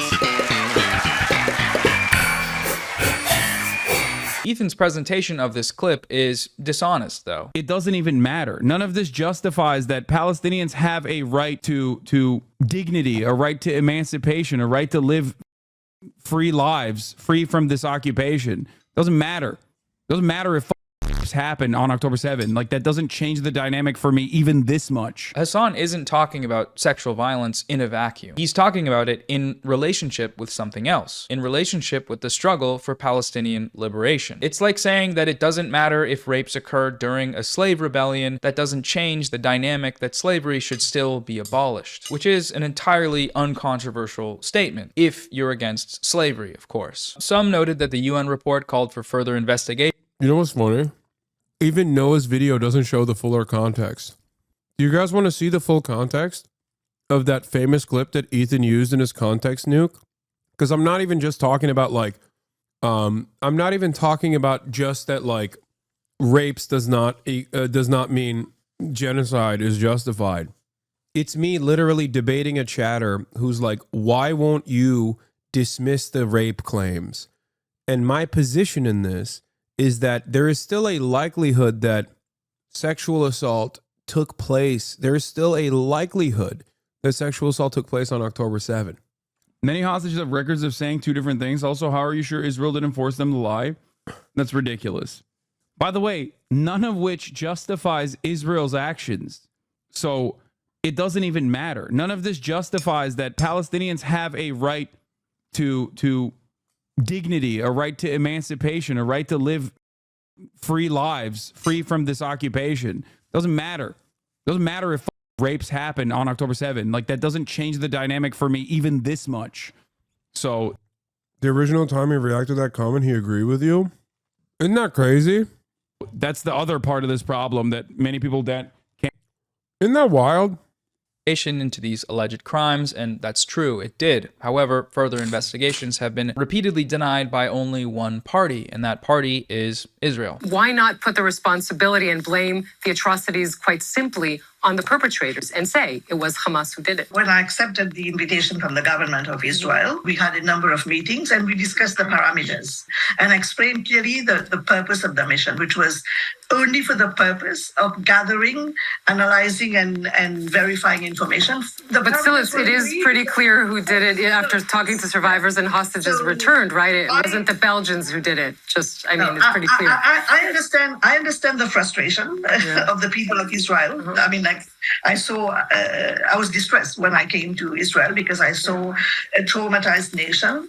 So I understand the frustration, but I think it's up to your government to give access, and that's one also of my first recommendation. What's interesting is that Ethan has showed some level of skepticism for these sorts of allegations before, but only when the victims were Palestinian. Palestinian females freed from Israeli detention said more than 15 fellow Palestinian women were raped by Israeli interrogators to force them to confess to charges leveled against them and collaborate with the Israeli intelligence. Quote, Israeli investigators and intelligence officers keep videotapes of raping to blackmail the female detainees. So according to, I guess, this website, this doesn't seem like super credible, at least, or I mean, it might be credible. Do you have an issue with... AB's dad works for CARE, by the way. AB's dad works for CARE, the website and the organization that he's considering to be not credible. Council for American Islamic Relations. With CARE or Islam.net or the... Well, what is this? The lack of... I mean, listen, that's a huge claim. 15 Palestinian women were raped. Mm-hmm. I was sexually abused in photographs, she said. But, like, what? I don't know what this is. What is this? What do you mean? Is this a source? You're asking if it's credible. Yeah. Yes, CARE is credible. I think, at least. What is CARE is There's no source. There's, like, nothing here. Like, I mean, that's a pretty extraordinary... It's interesting because there's so much evidence for this. And I told him that I would return to him with like additional evidence. And I think he even found it himself. And I remember the Destiny community at the time found this like insane source that claimed that Israelis were too racist to rape the Palestinians. And that was the argument that they were going with. Like in Destiny's subreddit, I remember they were like, Hasan is so stupid for lying about systematized rape in Israel and Israeli prisons, because here's this proof from a scholar that Israelis think Palestinians are too subhuman to actually rape them. They literally did that, by the way. That was a real thing that they did at the time. I don't know if someone can find it in the Destiny subreddit. I'm sure it's still out there. Around like a day after, or the same day that this video came out, I remember seeing it. I always thought it was gross. They had this clip prepped and never even warned you so that you could bring in sources. You just put you on the spot. There's so much confirmed evidence on this. Oh, you found it. There it is. Archive post examining the Israelis raping Palestinian women's claims. There's a paper that claims the lack of rape by the IDF is due to racism. W racism. I owe you an apology. I wasn't really familiar with your game. This is them like just having fun because they wanted to dunk on me. Having a conversation with Ethan about like the credible allegations made by numerous Palestinian victims under Israeli prisons. If you want to know how someone can be so consistently on the wrong side of every argument, here it is. Okay? The bastards won't rape them. My sides. This paper claims that the lack of race by IDF Palestinians is due to strong adherence to ethnic national ethos and a need to reinforce said ethos. It doesn't claim racism, though. As far as I know, rape inside the IDF soldiers by other personnel is much, much more common than rape on Palestinians. Source, Israel Defense Co. IL. Title says 26 cases of rape in the IDF in 2020 out of 1,542 reports of sexual harassment. Yeah. They literally were running defense. This is where it first began, by the way. This is where it first began. By a group of people that call themselves the Taliban or even the Hezbollah. It's the other thing. How is this subreddit not banned? They meticulously deleted all of the brigading when they wrote. Hasan claimed on stream that Israel is raping Palestinian women is a well-documented part of Israeli apartheid apparatus. On leftovers, Ethan played the clip to Hasan. Hasan failed to provide any decent evidence of his claim. He conceded that he could have been more careful with his words and they would get back to Ethan with more sources. I've seen a compilation of sources floating around that proves Hasan was right and attempts to vindicate his claims of Israelis raping Palestinian women. I saw it first on the H3H sub, where it got uncritically accepted and highly upvoted, then locked and Moz deleted a ton of comments. Now I see it on Hasan's sub, where any dissenting voice is banned, so replaying there is worthless. I look through each source. Source article summaries. TLDR, Palestinian women raped by an Israeli investigator in 1969. Physical intimidation tactics, sexual harassment used by Israeli interrogators. The real reason why this person did not find any Western sources, I didn't fail to provide evidence. I did show him something, but I didn't give him more hardline evidence. But the reason why, is because one of the most famous Palestinian prisoner advocacy networks is called Adamir. Okay? Now, you might know that name or you might not know that name, but let me tell you why you might have heard about that name. Because a former State Department official that actually quit over America's handling of Israel in the genocide went on Christian Amanpour's show and openly admitted that Adamir was a Palestinian prisoner advocacy network that had documented extensive cases of Israeli torture in prisons, including but not limited to sexual violence. He also admitted that after this report came out, that Israel declared them to be a terrorist organization and then went in and seized their hard drives and made them functionally illegal. The United States government followed suit shortly thereafter. This is a process in which Israel does everything it can to actively undermine the truth. They will consider you a terrorist organization and will shut your operations down. This is the same country that, yes, I'm talking about Josh Allen on Christian Amanpour, where he openly talked about the story. The report was that the Israeli prisoners had, yes, raped a 13-year-old boy. That was a bridge too far for them to have out there. So they went back. Same claim back when he operated in good faith. Yeah, this is the other side of the story, where when Ethan first heard me say these things, he understood what I was talking about. But that was, of course, 4 months ago, streamed on, no, not even 4 months ago, but streamed on October 30th, 2024, where he heard this, where he initially encountered this claim. He had a very different attitude than the one he presented in the context nuke. Hey, come on. That's a Jew joke. Mr. Piker has all but exposed himself as an apologist for sexual violence and savage R words of October 7th. Doesn't matter if R words happen on October 7th. It doesn't change the dynamic for me. What's interesting about that quote specifically is that I get what he means in that one. Like, I felt like he said worse stuff than that. Because he's saying, he's saying even if the R words happened, well, I think the way he phrases is even if it happened. They did happen. Yes. But he's saying even if they did happen, it wouldn't change the calculus for him, which I understand what he's saying. But I guess the way he's saying it is horrific. Even if... She's like literally in real time correcting him. He gets what I'm saying. And it's a moment of honesty. And then she's like, no, don't say that. And he's like, okay, my bad. I'm so sorry. I'm so sorry for understanding the point that my previous podcast co-host made, who also actively defended me against accusations before I went and became a full-tilt Zionist who defends Israel and talks about how multicultural it is. If it didn't happen, it's up. Yeah, I would not argue that. I'm just trying to play devil's advocate here. It's just a devil take, not devil advocate. I don't even think this, but just to play devil's advocate for a second. I mean, just imagine to the girls that did survive, somebody's saying, "That's a very I don't care if it happened." You know. Well, so like the ones. Wait, what do you mean? Yeah, no. If someone survived a horrific act of rape that is completely unjustifiable, and then they turned around and said, like, now I want to genocide everyone. Okay, is that valid? What a stupid way to make an argument. Like, what? No, the argument is that rapes do not justify genocide. That's it. It's that simple. Rapes do not justify genocide. Okay? The are we doing? I've never been an advocate for perfect victimhood regardless. Like, it's just so dumb. People always have this notion that, like, you have to be completely perfect. No one is. No one is a perfect victim, okay? Palestinians are fairly close to it overall, but it doesn't matter. Even if they're not, it still doesn't fucking matter. What are we talking about? The Nat Turner Rebellion was very violent. Very violent. Does that justify slavery? No.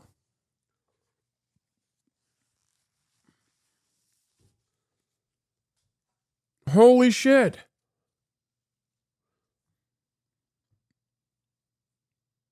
Don't you hate when you slip up on accident?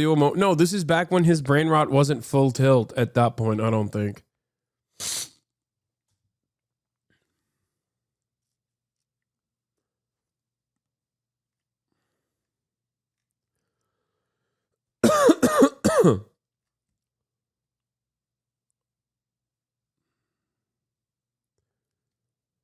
But yeah, we arrived at this ironically enough because I was talking about how like I was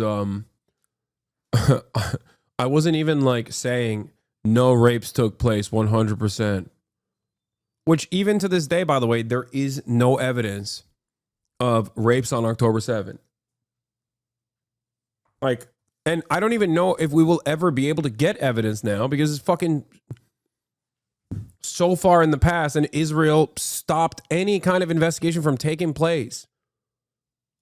Claim. I mean, fuck. Like, it's serious to say that the Israeli apparatus is using rape systemically to oppress the Palestinians. On March 13th, the United Nations released a report called More Than a Human Can Bear, which concluded that it's actually Israel who is guilty of this crime, the use of systematic sexual... Yeah, but according to Chuck Schumer, it's fucking...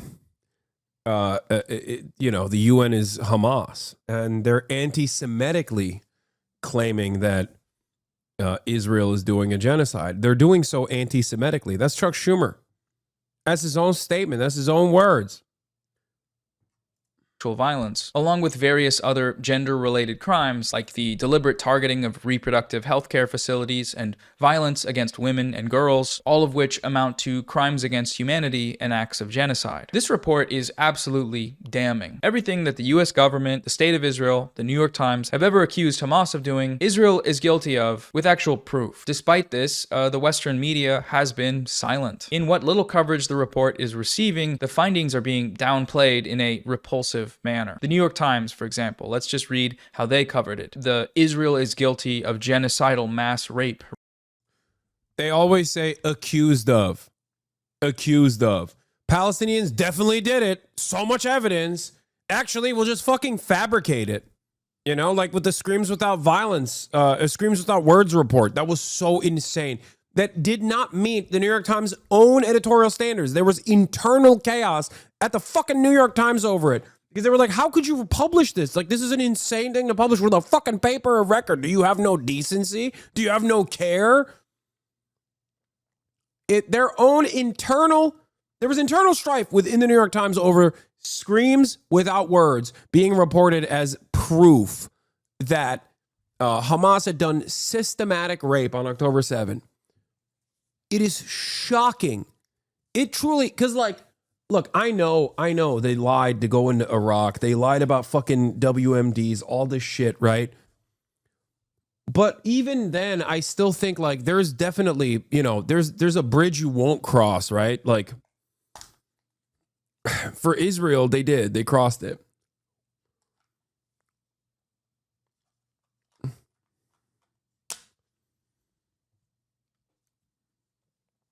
By the way, the initial UN report that Noah did not mention in this video that much says that the overwhelming amount of evidence, there's different standards within the UN report. I covered it back then. But if I recall correctly, there are different standards for evidence, okay? There is direct evidence, like forensic evidence, which is much harder to manipulate. There are secondhand testimonies, firsthand testimonies. There's, you know, like firsthand eyewitness testimonies that can be wrong, okay? But it's like still a higher standard of proof. And underneath it, like at the bottom of the barrel is like the forensic analysis that they do by looking at photos, where they'll just be like the famous case of that one girl who had what looked like blood on her pants. The assumption at the time from everyone was that person was trigger warning, I'm talking about some really fucking horrifying things, right? You know, trigger warning depictions of rape, sexual assault, violence, all that stuff. People had speculated that that person had been raped and there was blood in her pants. Okay? That is not a standard. That is not a standard for a rape claim. Because there's no proof that that is what happened. Like she could have sat on a fucking pile of bodies. She could have sat on, it could not have, it was mud. Like it could have been mud. Like there's so many different circumstances that could be the reason. That's why doing forensic evidence, or she could have been shot. You know what I mean? So there is a lot of speculation that goes into forensic examinations like that. And that is the reason why you need a higher standard for making claims like this. Yeah, also collaborative evidence, multiple people telling the same similar stories. Exactly. None of these instances are. No, you can't say she was taken hostage regardless. You can't say that. That's not what we're talking about. Everybody knows she was taken hostage. I've never fucking said that she had not been taken hostage, let alone I've never even said that like there was no rapes that took place on October 7. There's a difference between the statements.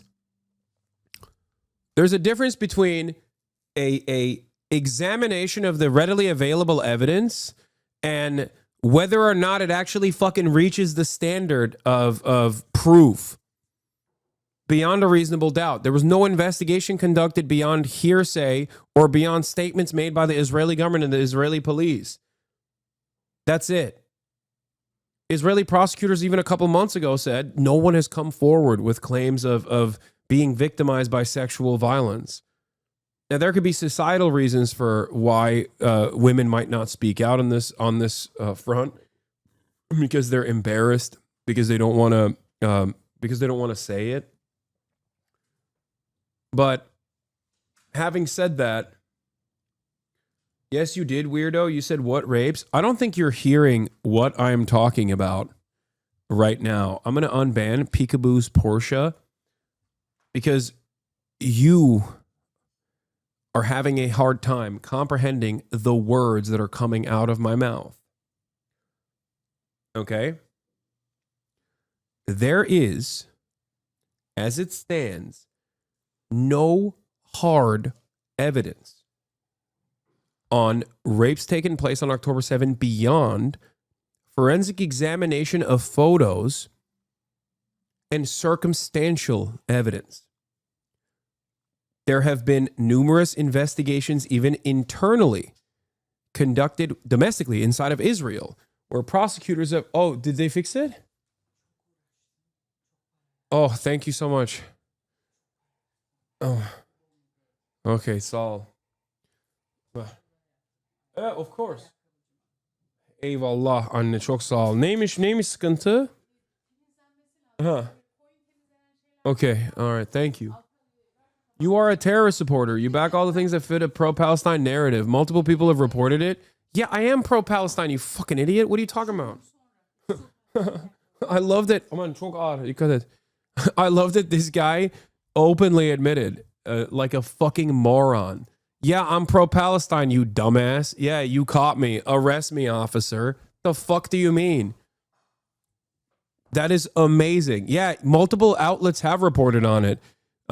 Reported on my pro-Palestinian position. I don't know, CNN, New York Times, Los Angeles Times, numerous other outlets that have reported on the fact that I am, as a matter of fact, pro-Palestine, uncompromisingly, and pro-Hamas. Oh, okay. You are a terrorist supporter. Well, you can't go back on that. You already said if you're pro-Palestine, you're pro-terrorism. You know what I mean? While the actions on October 7 were entirely avoidable, the power in that regard is entirely in the hands of the responsible party, the settler colonial enterprise that is Israel. That's it.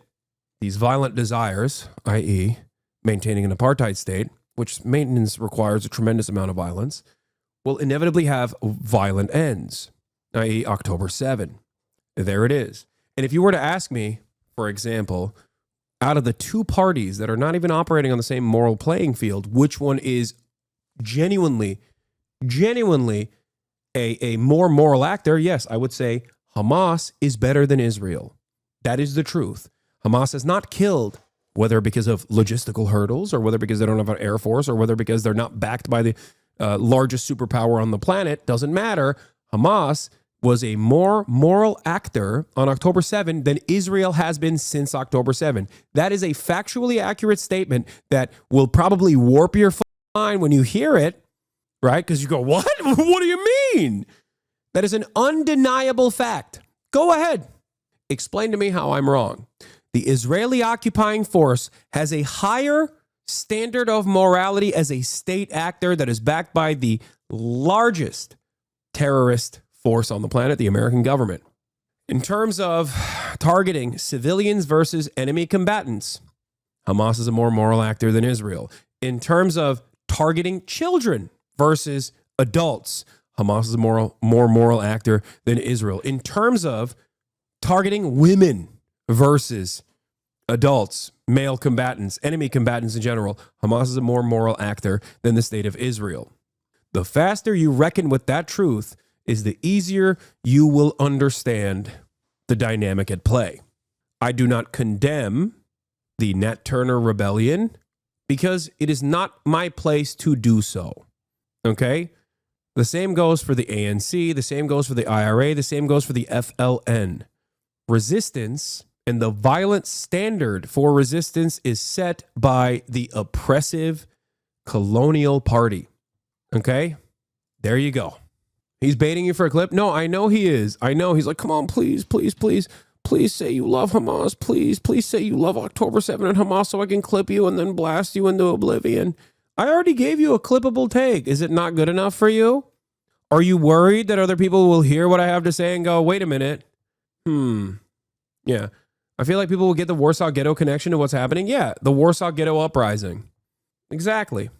You can try to condom hummus your way out of this, but less and less people since October 7 agree with your position because they also, too, recognize that what Israel has done is infinitely. Hit up my people. Adrian's down for the show, but Elon's busy this week.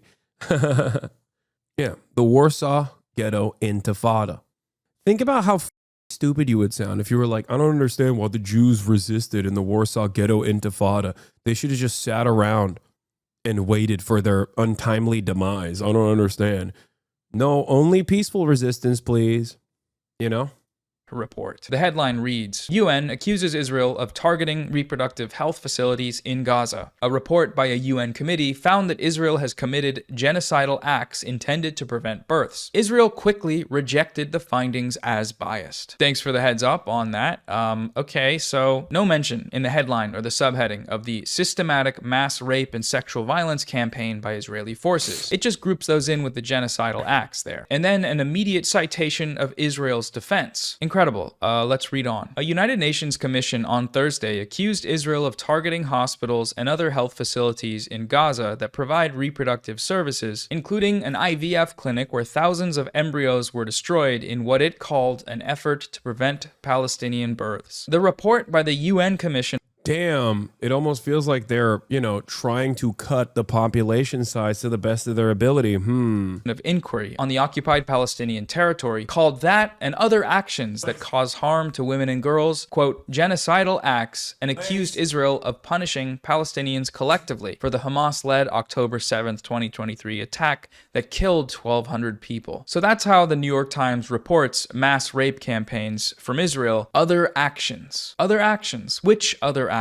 Mass rape? Weaponized sexual violence? Credible evidence to allegations this time? No. You'll have to wait a bit to hear about those. First, the IDF is speaking. Israeli officials have long accused the Rights Council of singling Israel out, arguing that UN officials and committees condemn the country with far greater frequency than it does dictatorships like North Korea. In February, Gideon Sa'ar, the Israeli foreign minister, said Israel would stop participating in the council, accusing it of demonizing Israel. The The United Nations is Hamas. The United Nations is anti-Semitic. That's what Israel told us, and we're going to tell you what they told us uncritically because the New York Times. The first time the word rape is used in this article isn't until 15 paragraphs in, and then when it's used, it's immediately followed with reporting that the accused were not ultimately indicted for any sexual offense, and that Israel says it doesn't do that actually, and that they follow the rules. I could scream. These people are disgusting. She was taken to sedate a man, and she was nude searched over and over again and filmed, and then she was raped twice by Israeli male soldiers, 2 of them at a time, while videotaping her. We have also one testimony of a woman who was also taken. She says she was also raped by an inspection device by a female soldier more than once. They inserted the inspection device in her rectum. We have also one testimony of a woman saying that she was strip searched and they would beat her on her behind and they would humiliate her in front of each other. Most of the women also who were taken from Gaza, West Bank and Jerusalem said they were beaten on their genitals, which has made it to conclude that there must have been a directive that's been given to the Israeli army to treat women in such manner, because in Jerusalem you're treated by completely different law enforcement than in Gaza or in the West Bank. But all these women said they were beaten on their genitals. And I could just add on about the women who were forcibly disappeared in Gaza. Like I said before, it was usually as they were fleeing south through the safety corridor, they were abducted at the checkpoint. Many were taken to the Zakim detention center and the Negev detention center, and all together in one large hall, forced to strip completely naked and just sit in this hall, the women with amongst each other and the men amongst each other. And it's also been reported and known that Israeli civilians are invited to come to this detention center and mock the Palestinian prisoners while they're naked, photograph them, and watch them as if it's a zoo. Just complete and utter depravity. Okay? So when you elevate erroneous claims without backing them with evidence and greatly over-exaggerating even the available limited evidence that exists, while simultaneously refusing to cover the real evidence of Israel's systematized versions of rape inside of its prisoner structure, inside of its prison systems, you're basically doing the most cowardly way of defending Israel possible. You're too fearful to openly recognize, you're too fearful to openly admit that you're pro-Israel unconditionally. So you just try to constantly attack people who are against this depravity, and it's the coward's way out. So that's something that we've seen. Also, when it comes to checkpoints, like I said, it's where the sexual violence happens and it goes unreported. So we stripping Palestinian women naked, prodding them. Have a testimony of a teenage girl who. They won't let their fans watch any of this and say, "When did we support genocide?" I mean, you have the capacity if you meet an Ethan Klein fan in the wild or whatever, or online, you can direct them to these videos and be like, look, man, make up your own mind. You know what I mean? That's what they do. They try to get everybody to watch the context nuke all the time. And then they'll be like, see, you've changed my mind. I'm the dumbest person on the planet. And I was incredibly not knowledgeable on this issue. And now I've decided, I was duped. I'm being duped in this moment. Was made to undress a man. Because he refused to undress, they made her undress him, even though she's not related to him. She doesn't know who that man is. And while being searched and touched and molested on their breasts and on their genitals as well. The media has largely downplayed this report and its findings, but it does conclude that Israel is guilty of the most prominent accusation made against Hamas on October 7th, which is that it weaponized sexual violence systematically. Israeli security forces do this in a coordinated, intentional manner with the goal of subjugating, humiliating, and collectively punishing the Palestinian population. Will the people in this smear campaign acknowledge the existence of this report? Will they acknowledge that their unverified accusations against Hamas are verified actually by this report against Israel? I personally doubt it, but who knows? It's serious to say that the Israeli apparatus is using rape systemically to oppress the Palestinians. The other piece of Zionist propaganda cited by Ethan in his video was his downplaying of the Nakba. He has participated in overt Nakba denial before. 1948, the War of Independence is called in Israel. Others know it as the Arab-Israeli War. So I just want to note here that Ethan gave this supposed war 2 names there, but he missed one, the Nakba. And the Nakba is a very relevant and... Peekaboo's Porsche How does this justify what Hamas did? Both are wrong, and you are still rape denying when it very much happened. I understand your perspective of why do you have to go 100% of the way while also denying atrocities on the other side? I have not. The difference between you and I is that I critically examine the readily available information and the evidence. You, on the other hand, add a whole bunch of shit that you believe happened. There is no denial of the atrocities that took place on October 7. This is something that I've actually talked about quite a bit. I've seen the videos. I watched the same videos that you did. While I still consider Israel to be a depraved, fascist, apartheid state that is currently doing a genocide for the fascist ideology of religious ethno-supremacy and expansionist for its expansionist territorial acquisitionist agenda, okay, I still can consider the actions of October 7 to be atrocities because they were shooting at random civilians. Even if there is a music festival slammed to the side of a concentration camp, the people that are there still don't deserve to get sprayed on, okay, with bullets. That's my assessment of the situation, but it's not enough. Okay, it's not enough for you to consider. It's not enough that I say that. You want me to say something I don't believe. You want me to say something that, concentration camp on occupied land. Yes. You want me to say something beyond that. You want me to say that a old technique of colonialist enterprise, which is the resistance to said colonial violence, is always done by barbaric rapist monsters. You want me to basically operate on that framework without a critical examination of how that violence has begun, how that violence persisted, how that violence in tactics of resistance got to the point it got to now. You want me to just simply say these guys are rapist, barbaric monsters with no evidence to suggest that whatsoever. Okay? That's it. That's it. A lot of you, one, cannot comprehend when I talk about analysis. You think analysis is justification. That's number one. But beyond that, there are issues where I'll take a hardline stance on, right? If there's no evidence, if there's not enough evidence or no evidence whatsoever for like the systematic rape claim, for example, I'm not going to be like, yeah, that happened, I think. Why? Because it hurts your feelings, you know? That's crazy. That's a crazy thing. As an Israeli, people here need to understand that your take is the one that benefits both parties in the long run. If the Israeli people really cared about the hostages and terror attacks, they would want to free Palestine. This is the only way to guarantee safety of both nations. Yeah, I also personally think the only way out of this is not even a two-state solution because there's 750,000 settlers in the process of like the so-called peace process.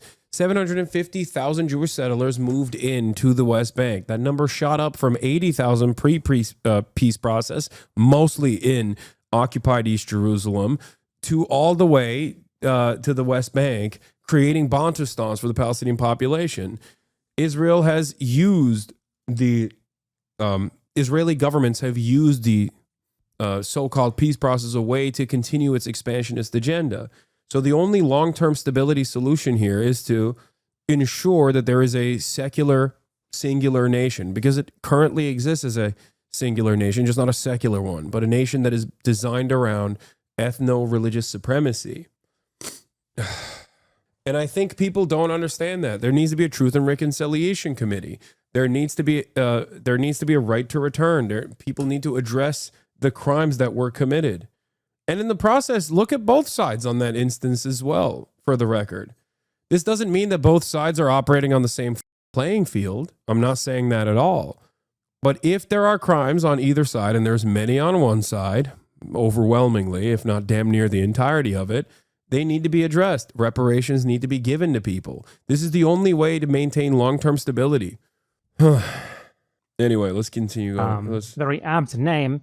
Because the fact of the matter is that when this supposed war happened, the Palestinians had no real organization, no real funding, no really significant armed groups or leadership to protect them to fight back against the Zionist colonists, while the Zionist colonists had, for a very long time, organized terrorist groups, militias, etc. among them, which were extremely well funded by international organizations that they had formed, which were dedicated to funding and fomenting the Zionist colonization of Palestine. Hence, what Ethan Klein calls a war here actually started out as mass killings and expulsions by an organized military against a people who did not have one. The Nakba, contrary to the narrative of Ethan and Hila here, began before the intervention of the nearby Middle Eastern Arab states. It was a reaction to it, in fact. By the time of the Israeli Declaration of Independence, more than half of the people... This is bad empanada, and not worse empanada.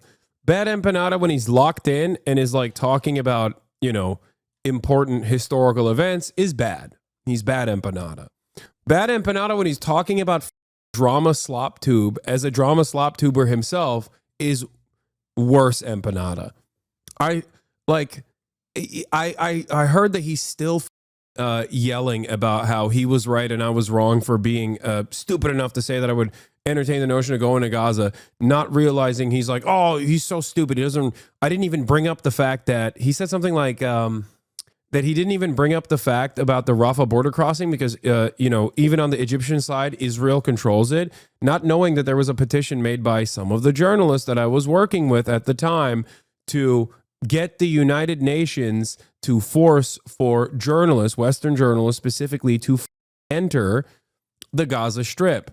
Over 100 journalists signed a letter requesting Egyptian authorities to allow access to Gaza through the Rafah crossing, February 3rd, 2025. This was an initiative that was launched at the time. Of course, that empanada, I think, doesn't want to come across like he's in the wrong, so he's just going to keep saying that I was in the wrong for even maintaining this position. It's okay. Ultimately, the reasons as to why I don't, you know, get too upset or offended over the shit that he does is because of this. This is the bad empanada. And when does Israel listen to the UN? It doesn't matter that Israel doesn't listen to the UN. Whoa, petition is definitely going to step over a genocidal state. Oh my God, dude. You guys are so unimaginably stupid and behaving in the same prideful way for someone else at this point. Dog, I know that it is not likely and it clearly didn't work. That doesn't mean that there weren't steps of trying to make it happen at the time. Oh my Lord, so many of you are just still... Oh my God. Is dead ass annoying stan behavior? Yeah, it's weird because like that's what he says my fans are doing. They're just like he operates on a different playing field as a serious academic when he's doing drama YouTube videos. But then I have stans. If bad empanada and worse empanada had a fight, which one prevails? Bad empanada prevails because bad empanada cares about doing research. Who were expelled in the Nakba had already been expelled. After the partition plan to split the Palestine... Why the f*** are you two fighting? You should be kissing. No, I'm not even fighting him. I mean, he on me quite a bit, but it's okay. I don't really give a f***. Like, I ultimately don't care. I think as long as... I mean, he's never not going to be pro-Palestine and pro-Palestinian emancipation. I don't care if he's... from the position that he's carved for himself, attacking me. It's mostly one-sided. Into a part Arab, part Jewish, as many of you probably know, every Arab country around Israel waged a war of annihilation.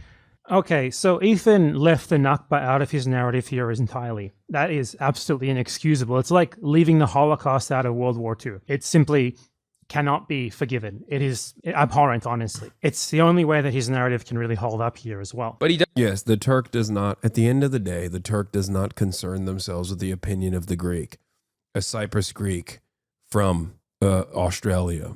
Okay? Bad Empanada suggests that he is not my Devshirme warrior. He is not my Janissary. When we all know the historical truth. As a Cypriot Greek living in Australia, he is my sleeper cell, Devshirme, Janissary warrior. Is there a good empanada? Maybe. I saw someone in my community saying Noah Samsen is like if bad empanada took his meds, and it's like, yeah, this is the good empanada. He does it again in the content nuke in a different way. He downplays the Nakba in the content nuke by equating it to Jewish expulsion from Muslim countries. In fact, there was more Jews displaced than Palestinians during the Nakba.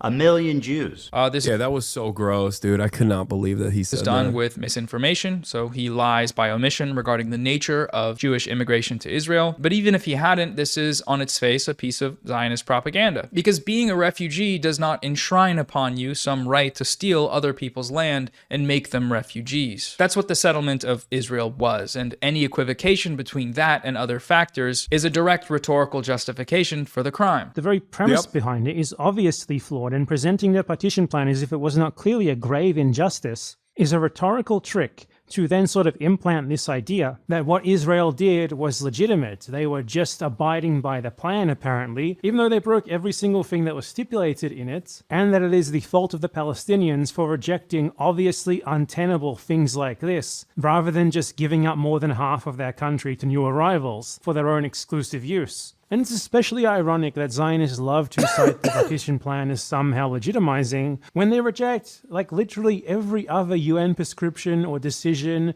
binding or not, ever made on the subject of Israel-Palestine aside from it. The last main point on Ethan's support of the genocide in Gaza is his effort to delegitimize resistance to that genocide. He spends a good deal of time in his video going after Hezbollah and Ansar Allah, literally calling them the bad guys. All right, so these guys are clearly the bad guys. I feel like I already touched on this a bit in this video and the last one, but what struck me about this section was just the brazen lies about these groups, spreading the ridiculous claim that Hezbollah is responsible for the entirety of the death toll of the Syrian civil war, while also changing all of those deaths, which included combatants, to civilians, and accusing them of genocide. They participated in the slaughter of over... Yeah, this was also an incredibly stupid argument that, well, not even argument, incredibly stupid statement that Ethan made, attributing all of the deaths in the Syrian civil war to Hezbollah. 500,000 Syrian civilians. And they killed hundreds of thousands of civilians. Like, how did no one go, hey man, that seems a little untrue? If I recall, Russia was like, you know, the Russian Air Force was like bombing entire buildings. Does Hezbollah have an air force? Like, how are you that stupid? I'm serious. I know AB corrected him after the context nuke, but like how is no one in his fan base going, wait a minute, 500,000? Hezbollah killed 500,000 people, 500,000 people? It's so stupid. It is such an incredibly stupid, like they were dropping barrel bombs, dude. You think Hezbollah had barrel bombs and a air force to drop barrel bombs with? Like, what are you, crazy?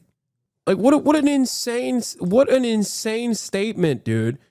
Pretty sure if Hezbollah had air force, they would not be using it in the Syrian civil war. They'd be using it on Tel Aviv, okay? What can only be described as a genocide. No one does this. I don't know. He shows footage in the context puke. Civilians. Like, look at what this. can only be described. Like, you think Hezbollah did this? Are you that stupid? Are your fans that stupid? They didn't, at no point did they go like, well, that kind of looks like, you know, like an enemy with air superiority. Like, it seems like planes drop bombs. You know what it looks like? It looks like Gaza, actually. So you should know what that looks like, because I'm sure, because you're so pro-Palestinian, you've seen it. We absolutely were not taught this. They definitely don't know. I mean, dude, critical thinking. It's not that difficult. You don't have to know all of the information. A lot of times I describe to chat ways of, like, I try to teach you how to think. Okay? You don't have to have all of the information to be able to use a different part of your brain. Let's say you didn't do enough reading on the matter. You don't understand it. The Syrian civil war is too complicated. There are so many different belligerents. Almost all of them are funded by America in some ways, in some way, shape, or form. How the f did that happen, right? Like, it's complicated. It's a confusing situation. And on the one hand, you have an Iranian-backed resistance group, right? Hezbollah. This resistance group was born out of resisting against the Israeli bombing campaigns and the Israeli occupation of southern Lebanon. Now, that group is a paramilitary force. They don't have an air force. right? They don't have an air force. The Lebanese government barely has any sort of air defenses to begin with because the American government won't let it happen because that way Israel won't be able to blow Lebanon up freely. But that's besides the point. So they don't have an air force, right? Like you can make that inference. So if they don't have an air force, how did they do this? Because this is the image he's presenting, saying Hezbollah did this. If they don't have an air force, how did they do this? How? That's critical thinking. Like you can go, I don't think Hezbollah has an air force because if they had an air force, they probably would use it on Tel Aviv, right? They probably wouldn't just we would probably know about it. So we know that they don't have an air force. So if they don't have an air force, how did they actually do this? How did they do this bombing campaign? With like grenades? You think you can hollow out an entire building with grenades like this? With car bombs? Because this is the evidence he's presenting. Described as a genocide. No one does this. I don't know where this came from, but it's just legitimately a bizarre claim to make. Or his false claims. Also, to be fair, yes, if a Shia force came into Syria and predominantly ethnically cleansed like Sunni Muslim populations with air superiority and barrel bombs, yes, you could say that's a genocide, except that's not what happened. And the closest analog to that is Israel. Israel doing a genocide in Gaza. So, hey, guess what? If your evidence that you present there was true, you would be right, except it's not true and you're wrong, while simultaneously wrong on the other front as well. Israel is doing a genocide. Oh. About the Houthis, that the hostages taken from the Galaxy leader had not been seen or heard from since the genocide began. I'd like to remind everybody that the crew that's kidnapped in this video has been missing for over a year now with zero wrong, not true. Again, updates on their health, whereabouts, or anything. That lines up with leftist values. That's not true. They were confirmed to be in good health by visits from humanitarian organizations, or just lying about the nature of their attacks, as if the Houthis are attacking these ships for any reason other than what they're doing it for, which is to stop Israel's genocide. The Houthis have been extremely explicit and repeat on an almost daily basis. Their attacks on ships in the Red Sea will stop as soon as the Gaza war ends and humanitarian and other supplies are allowed into Gaza, and therefore the Palestinians. And they did, and they stopped. That's the other thing. They stopped. The only time they stopped was when Israel did a ceasefire, when Israel agreed to the ceasefire after months and months and months of bombing. Palestinians will no longer be under the threat and the horrors that you've earlier described and that most of us have seen on our screens for many, many weeks. The important thing is that although the US and the UK claim that they're only defending free movement in the Red Sea and refuse to accept any connection between this and the war in Gaza, for the Houthis, it's absolutely straightforward and explicit that, number one, they're only targeting ships that have any connection with Israel, whether they're going to Israel, coming from Israel, delivering stuff owned by Israelis or whatever, any connection, whatever. And that other ships are not targeted, except, of course, now, since the US and UK strikes have started, they are also targeting US and UK ships. Also evident in the fact that during the ceasefire, quote-unquote ceasefire, that Israel violated over 1,000 times, the Houthis stopped the attacks, and they only started them up again when Israel started completely starving out the Gaza Strip, fully restricting aid. And in defiance of the starvation blockade, the US and the Saudis started bombing in Yemen and killing children. So if you want to stop Israel from killing children, the U.S. will kill your children. That's basically... That is precisely what has happened. The conclusion of that sequence of events. It bears repeating here, Hezbollah and Ansar Allah are the only groups in the world that have provided aid to the Palestinian resistance against Israel's genocide. That's also fact. true. Citing their status as U.S.-designated terrorist groups or historical examples of their violations of international law does not change that fact. If we acknowledge the fact that Israel is committing genocide in Gaza, which Ethan, or at least his fans, seem to believe he does, then it must also be recognized that the international community is legally obligated under the Genocide Convention to employ all means necessary to prevent... Yes. This is precisely the reason why Israel so deliberately and so desperately tries to disparage anyone that correctly says what it's doing, genocide. This is at the heart of the problem. Just like, and the similar thing exists in the West Bank for the Israeli apartheid. If people start recognizing that Israel is an apartheid state and is also doing a genocide, then all of a sudden the legal justifications under international human rights change dramatically.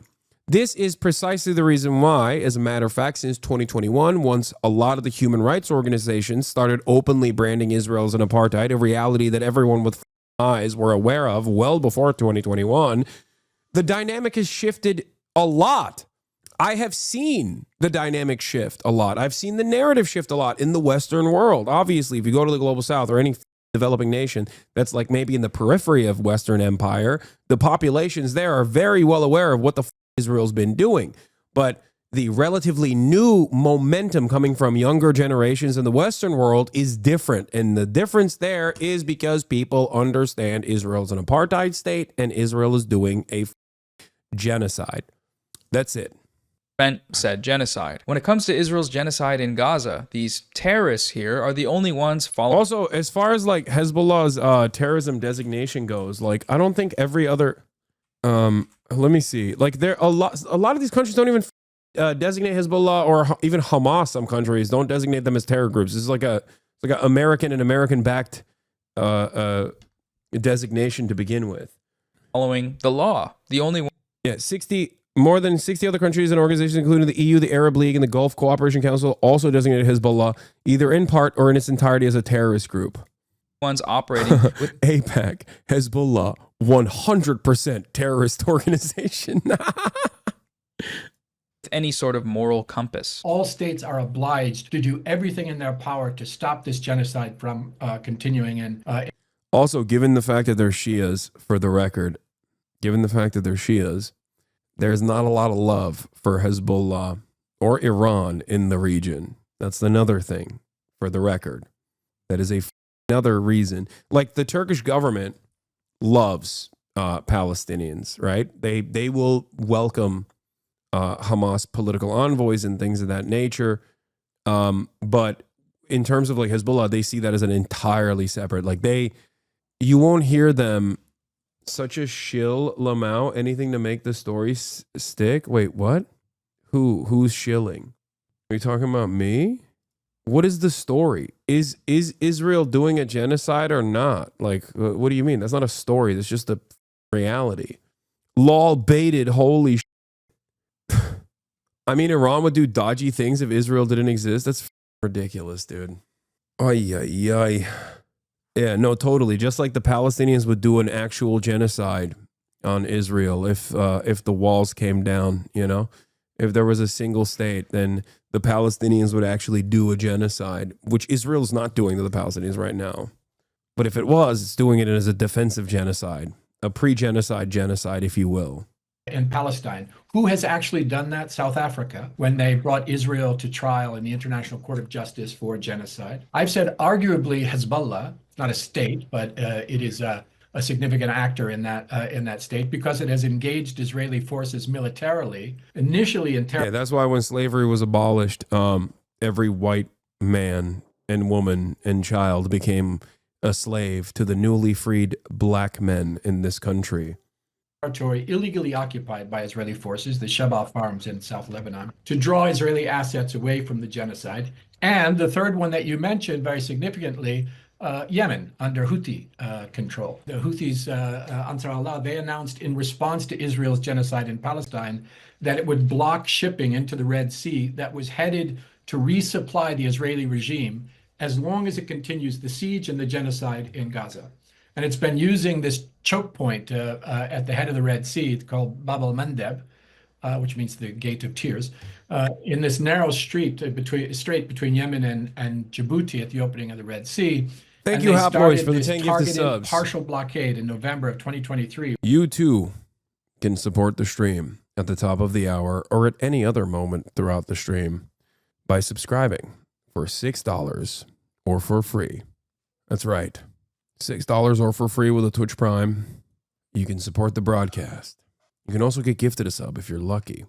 When the genocide started, by boarding an Israeli ship, and then they sustained the blockade until the announcement of the most recent so-called ceasefire. At that moment, the Houthis lifted the blockade while the ceasefire was going on, demonstrating that they were doing this as a humanitarian intervention in order to meet what the International Court of Justice has said is the responsibility of all states, and what the General Assembly in its implementing resolution has confirmed is the responsibility of all states to do everything in their power to stop the genocide and the siege that was being imposed on Gaza. You know, some ships avoided the blockade by sailing around Africa, but most of them couldn't. So the major shipping companies stopped sailing to the Red Sea, and the port of Eilat in Israel went bankrupt, which means that this blockade was working. It was denying the Israeli regime many of the goods that it needed to continue the siege and to continue the genocide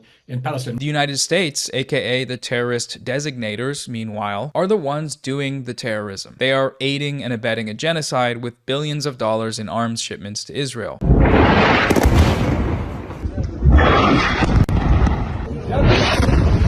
The liberal framework of thought is only able to conceptualize actors in conflict as being good and bad. Israel's far-right government is bad, Ethan says, but so are terrorists. Genocide is bad. I don't agree with genocide, of course, but hijacking ships is bad too. It's against the law, which is bad. Everybody should just stop doing bad stuff. Okay, well, Israel's not stopping. They're not stopping the genocide. The US is not stopping its arms shipments so that Israel can continue that genocide. That is the material reality. If you actually want that genocide to stop, you need to do something material to try to stop it. And so far in the world, the only people doing that outside of Gaza militarily are Hezbollah and Ansar Allah. If you spend all your time attacking these groups while sitting on the sidelines, idealistically opining on what forms of resistance are acceptable to you, then you're supporting the genocide. Full stop. Yup. No, you don't understand. There's a proper way to resist the genocide, and that proper way is doing it only within the neat little confines that I have designed for you. You can't, for example, say from the river to the sea, Palestine will be free, because that hurts my feelings, because I envision that being a genocidal statement, for example. So you can't do that. Okay. Sorry. You can't say Zionism is fascism, because that also hurts my feelings. You can't say that someone who is behaving in the exact same ways that a Zionist would is maybe potentially a Zionist, because then that hurts my feelings as well. All of that stuff is completely unacceptable. Why can't you protest in the way that I think, me personally, me? Why can't you do the things I want you to do? There's a proper way to do this, and that's my way. And if you don't do it my way, I'm going to cry about it for 15 months in a row, okay? 15 months. Stop. There's something to be said here about the basic attack on free speech evident. Yeah, I guess you can say it's a war of two equal sides, and one side is dominating, but also they're dominating because of their technical and military superiority, and also their moral superiority, and the other side is really barbaric too, so they kind of deserve to be dominated. That's the only way that you can talk about this. Yeah, get the out of here, dude. In this campaign, they want to deplatform Hasan for interviewing a Yemeni teenager on the grounds that they believe this teenager is a member of Ansar Allah, or the Houthis, a US designated terrorist group, and that Hasan didn't which it wasn't at the time, by the way. So even if he was, it wouldn't have mattered. Just interview him, but he promoted him. Glazing is the legal term they use, I believe. It started with Hasan platforming Houthi terrorists. This kid is a rampant anti-Semite and a violent Houthi terrorist. But he literally had a terrorist on a stream. This wasn't really an interview. It was like a glorified promotion reel. Glorifying a terrorist live on stream. This man doesn't. Dude, I love these guys because they're so stupid. And it literally doesn't matter. Like, they could just be like, this man, I have no opinions on this Israel stuff, but I hate this Hasan guy. Like, it's the same script. They're unironically in the same Twitter text groups alongside Keemstar. It's the same guy, the same ugly pieces of shit. Does not critically apply any form of journalism. Hasan did not ask him one critical question. I did. I asked him if he was a Houthi. He said no. I asked him if he knew that there were anti-Zionist Jews in America. He was shocked by this revelation and then said, and I asked him if he hates Jews. He said, no. If you are anti-Israel, I love you.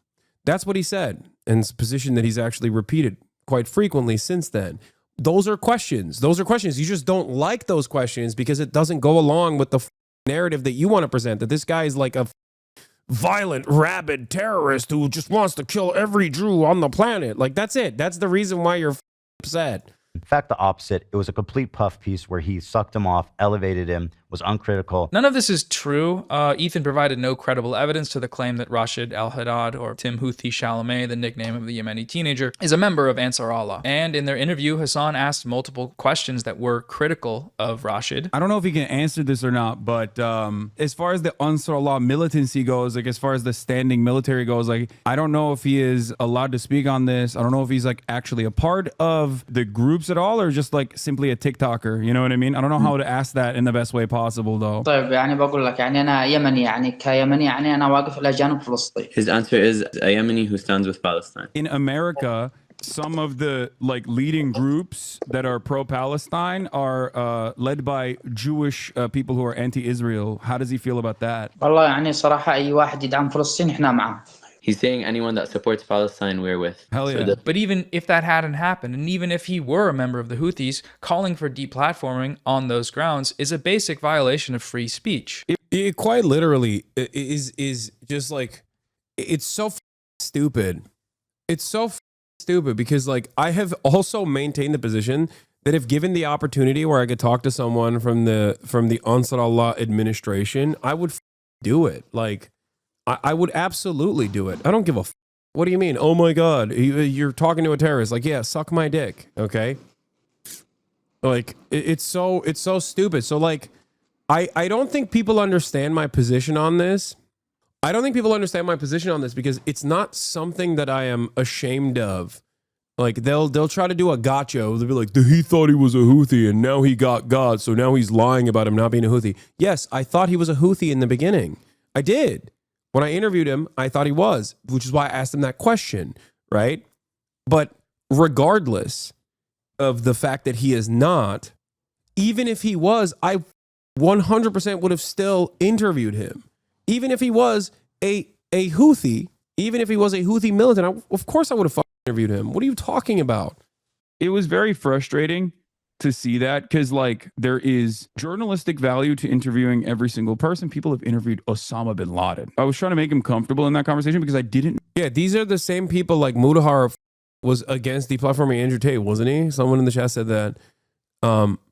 So many podcasts said the biggest terrorists in the world on to do puff pieces to help with this election last year, but no one's talking about that. Yeah, but you don't understand. That's Donald Trump. He's the president. No one thinks that the American president is a terrorist because they live in America, obviously. Know if he was a Houthi or not. I thought he might be, right? So I wanted to make him as comfortable as possible. And then, yes, the conversation trajectory probably would have changed a little bit if he had said he was a Houthi. He said he was not. And I was inclined to believe him. There's no reason for me not to. But even in that process, they still asked him about like his thoughts on Jewish people, anti-Semitism and the like. Remind that Mudahar was against deplatforming Andrew Tate, but now he's pro deplatforming you. I don't know if he's like fully... He's going to say I'm defaming him. I don't know if he's like pro deplatforming me, to be fair. So I don't know, but it doesn't fucking matter. Like they wanted to deplatform Hasan for watching an Ansar Allah music video. But this part is correct. They did literally say like, actually, you know what? He did. He implied that I should be deplatforming because I'm a radical pro-terrorist person. So I guess that is true. They all did. Claim that this video's a bop. They're lying. Bring back the bops. I can't. And the only reason why I can't is because Twitch absolutely would clap me. They would never clap me for watching like an Israeli video of this exact same sort. They would never clap me for watching an American video of this exact same sort. And I can keep watching videos like this on YouTube if I want to. That's not an issue either. Or on Twitter if I want to. That's not an issue either. It's just... Twitch has a way more rigid application of its terms of service than anybody else. Yeah, I can't stop you from enjoying the music video by yourself if you choose to do so. This one in particular is directly about the Yemeni population's resilience against the American-backed Saudi genocide, by the way. Back when woke libtards actually cared about that sort of thing because they thought Donald Trump was doing it. They quickly forgot about that when Joe Biden directly started bombing Yemen. But, you know, back then they were like, oh my God, why are we giving Saudi Arabia weapons? If you remember, you know, Crazy how regulations lead to credibility, by the way. I mean, yeah, when a platform moves in this direction, yes, it does offer cynical smears some semblance of credibility. Terrorist promotion, watching unfettered you hear terrorist catering? propaganda, No, you hear my as they mom claim. in the But the question here is, what moving around. There's not catering, dummy. level of denunciation and condemnation would be required during Hasan's viewing of that video in order for it to clear the bar of a valid viewing of a piece of political media. The mere existence on the screen of a video from the Houthis is enough to trigger that post-9/11 war on terror response in the American viewer, to the point that they're willing to just call for his banning for making such violent and evil threats like Yemeni people are a musical people, or these songs function as an act of resistance against the US-backed Saudi genocide. Instead of terrorist. Yeah, no, that's the most violent thing I could have ever done. That's the other thing. Like, I'm not embarrassed by these things. Like, I hate that these guys have like concocted in their minds that like this is somehow embarrassing. You know what I mean? This is something that I should be scared about.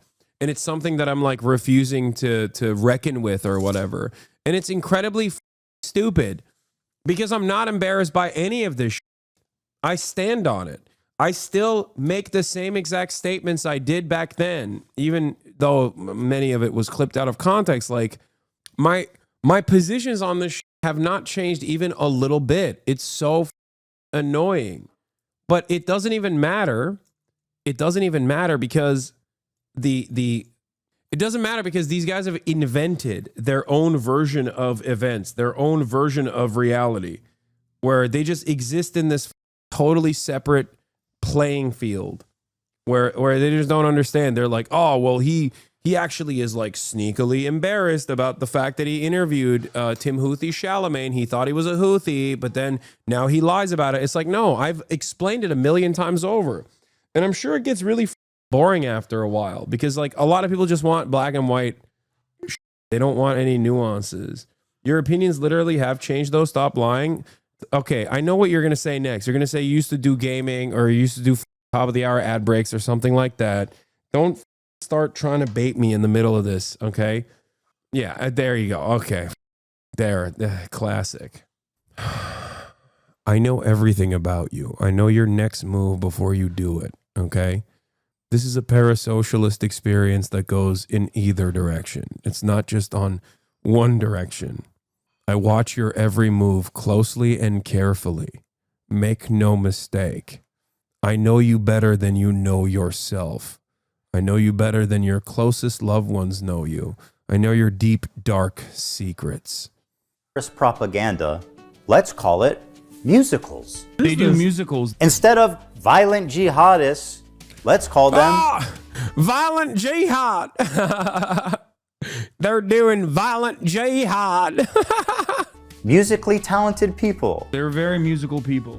It is precisely this line of argument that the US government and the Trump administration have taken when it comes to the illegal kidnapping and detention of Palestinian activist Mahmoud Khalil. He is not charged with a crime. He is being silenced for his speech on the grounds that it constitutes terrorist promotion. As this sort of terrorism is a threat to US national security, according to the US, this is grounds for detention. The terrorism in question here is, of course, advocating against a genocide. Whether it's the US-backed genocide of Palestinians in Gaza or the US-backed genocide of the people of Yemen through its crippling blockade that has resulted in the starvation of hundreds of thousands of people, or its indiscriminate bombing campaign that has killed tens of thousands more. In both of these places, the justification is fighting terrorism. When the US-backed Saudi coalition blows up a school bus full of school children, the justification they use is that they were targeting the Houthis. It was an attack which drew international condemnation and left the parents of 40 children crying over their graves. Initially, the Saudi-led coalition claimed the attack... Yeah, by the way, that was an American bomb and an American targeting system that actually did that bombing.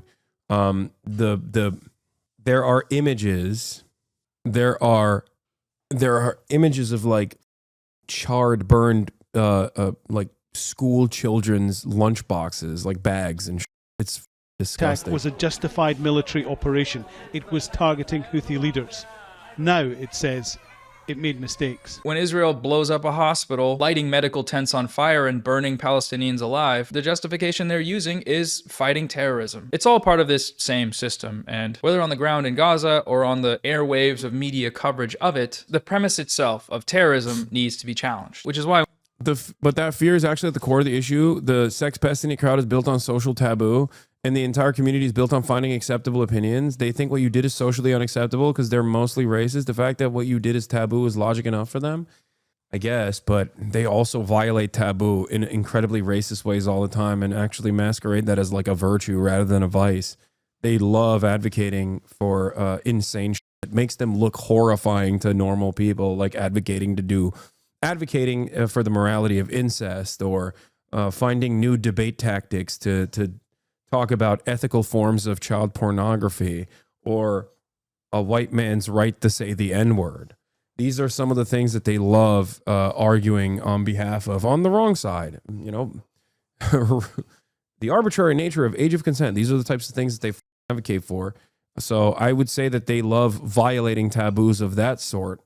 I don't know if that's entirely accurate. when you release a video for 3 million people attacking resistance to genocide as terrorism, terrorist groups, terrorist propaganda, terrorism, terrorist organization, you're sort of doing that same thing. The last point for today's video I want to bring up is the concept of deflecting criticism. Ethan implies that my decision to criticize him or character assassinate and horrifically lie about him, as he put it, is tied to Hasan being my idol, and my idol being criticized compelled me to defend him, seemingly against logic or reason or something like that. This was an accusation shared by many of the viewers of my video. Hasan Glazer detected, opinion rejected. Now what's interesting is that this response simply reinforces my point about the Hasan bad online media ecosystem. To these people, responding to my arguments on their own merit is unnecessary because they can simply write me off as de facto wrong because... Yep. That is the incredibly important role that years and years of Hasan derangement syndrome has played. If you can't argue against the things that I'm saying, well, then you can just disparage the messenger. And if you disparage the messenger long enough, then even dumb normies who don't want to think about these sorts of things will get on board with it. Perhaps they've actually encountered my commentary at one point or another, and that's made them feel bad. You know what I mean? That's made them like question everything that they know. And in that process, they had this like violent reaction to it. And then they desperately sought out anyone and everyone that would say, this guy's bad. Why is he bad? Not because of the arguments that he's presenting, but actually he's bad because I've decided he's a hypocrite. Is he a hypocrite because of his own established moral boundaries? No, he's a hypocrite because I have established a false moral boundary for him, and now I believe he's violating it. Is he actually violating the false established boundary that I've given him? No, but I'm lying about it, and you should believe me because he's bad. And enough people say that, and enough people just recycle that same garbage, then yeah, some people are going to get on with it. That's why so many people will turn around and be like, yeah, he's kind of a controversial guy, right? Like some normies that are at least online enough to know who the f I am might have this attitude. A lot of the phase boys and their fan bases initially were like, I thought this guy was a real piece of shit. Seems like he's a totally chill dude. I don't know why the f everyone calls him a piece of shit at all. The reason why is because people have dedicated a good deal of their time and effort into making others feel that way. That's it. But the secondary notion of that, the perhaps unintentional notion of that is that now you don't have to actually entertain the arguments whatsoever. You can just simply go, you're bad. You're a bad guy. I know it. I am defending Hasan, who is de facto wrong because Hasan bad. It is not the actual political issue I am defending him on that they're able to challenge. The issue, of course, being opposing Israel's genocide in Gaza and informing viewers about the resistance to that genocide without screaming, I condemn terrorism into the microphone for every second of that coverage. No, it's not that. It is the mere fact that Hasan is on the screen while I make these points that seems to trigger this response. The response of completely ignoring the valid connections between... I think one of the funniest parts about this is that, like, if they were to approach the subject matter with even a fraction of charitability, okay?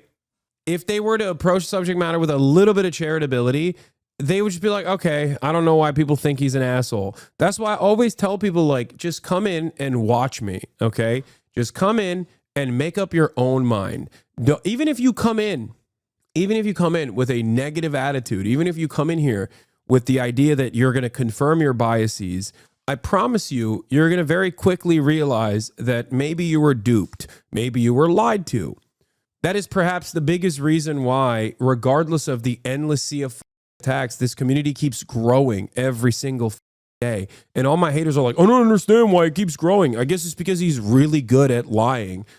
Or maybe it's because the things that they're telling about me are just so objectively untrue that when people do come in to confirm that suspicion, they go, okay, yeah, this guy isn't the piece of shit I thought he was.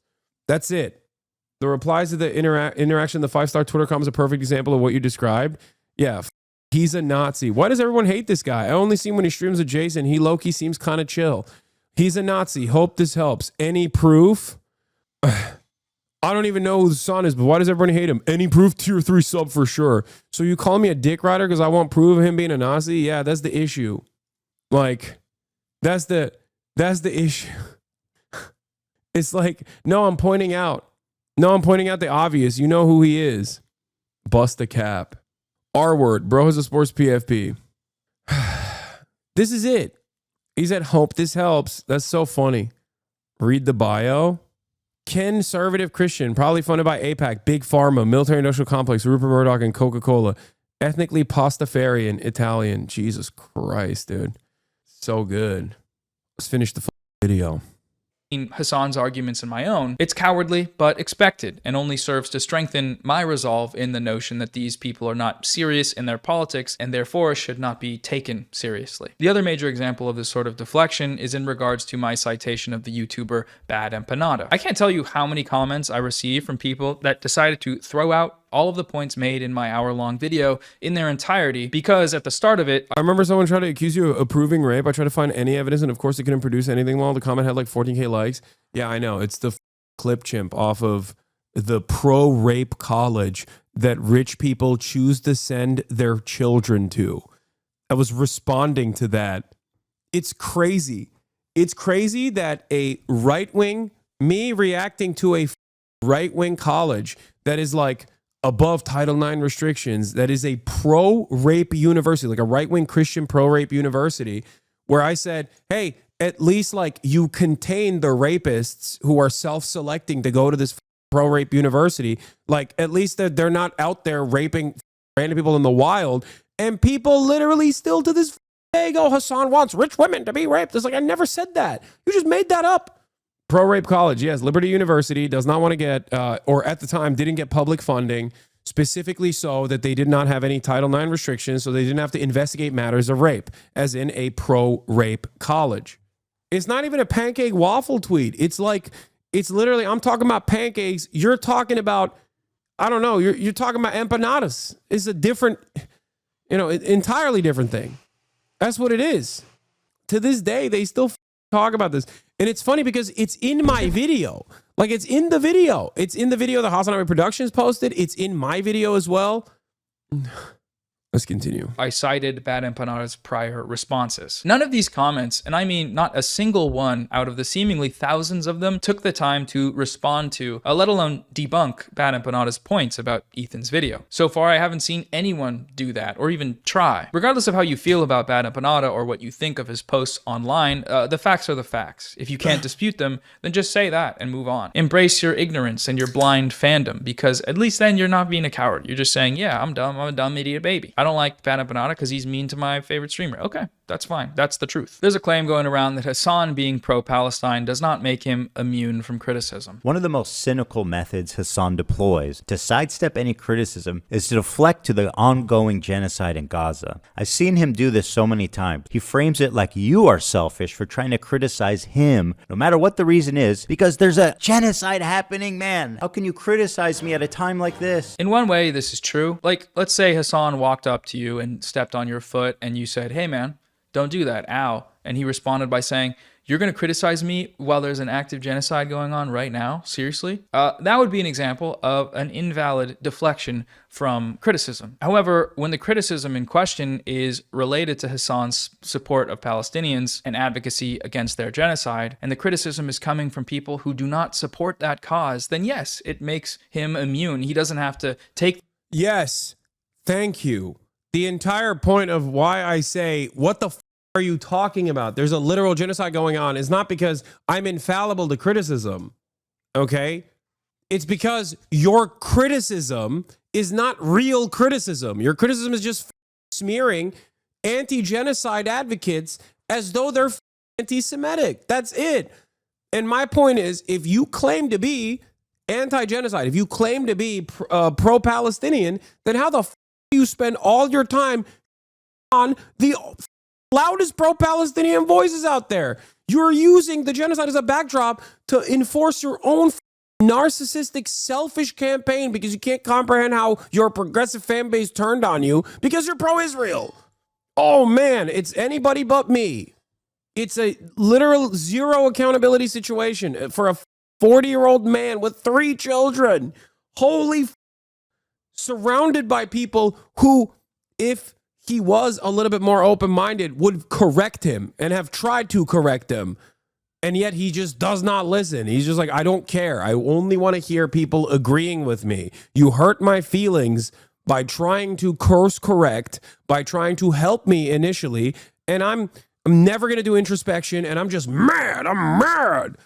This man is willing to burn his entire media empire to the goddamn ground and his fashion franchise to the goddamn ground specifically so he can get one off. So we can just be like, no, I was right in the end and you were wrong.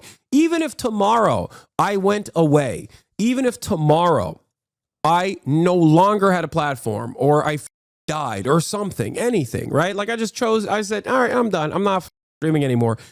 Your advocacy is not going to change.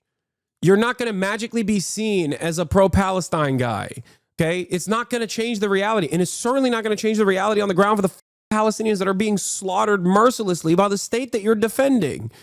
Oh, the genocide card was always insane to me. Like it rung to me like a leftover saying you're pulling the race card to minorities and the right-wing pass. Yeah, no, literally. It's just like in the conversation of pro-Palestinian sentiment, they keep saying, oh, you're pulling the genocide card.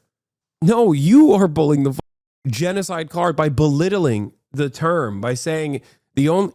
Look, my point was kind of not dissimilar to what Sean the Black said. If you're mentioning of Israel's genocide, compilations on its own are shorter than you using the genocide card, then you're not anti-genocide. You're pro-genocide.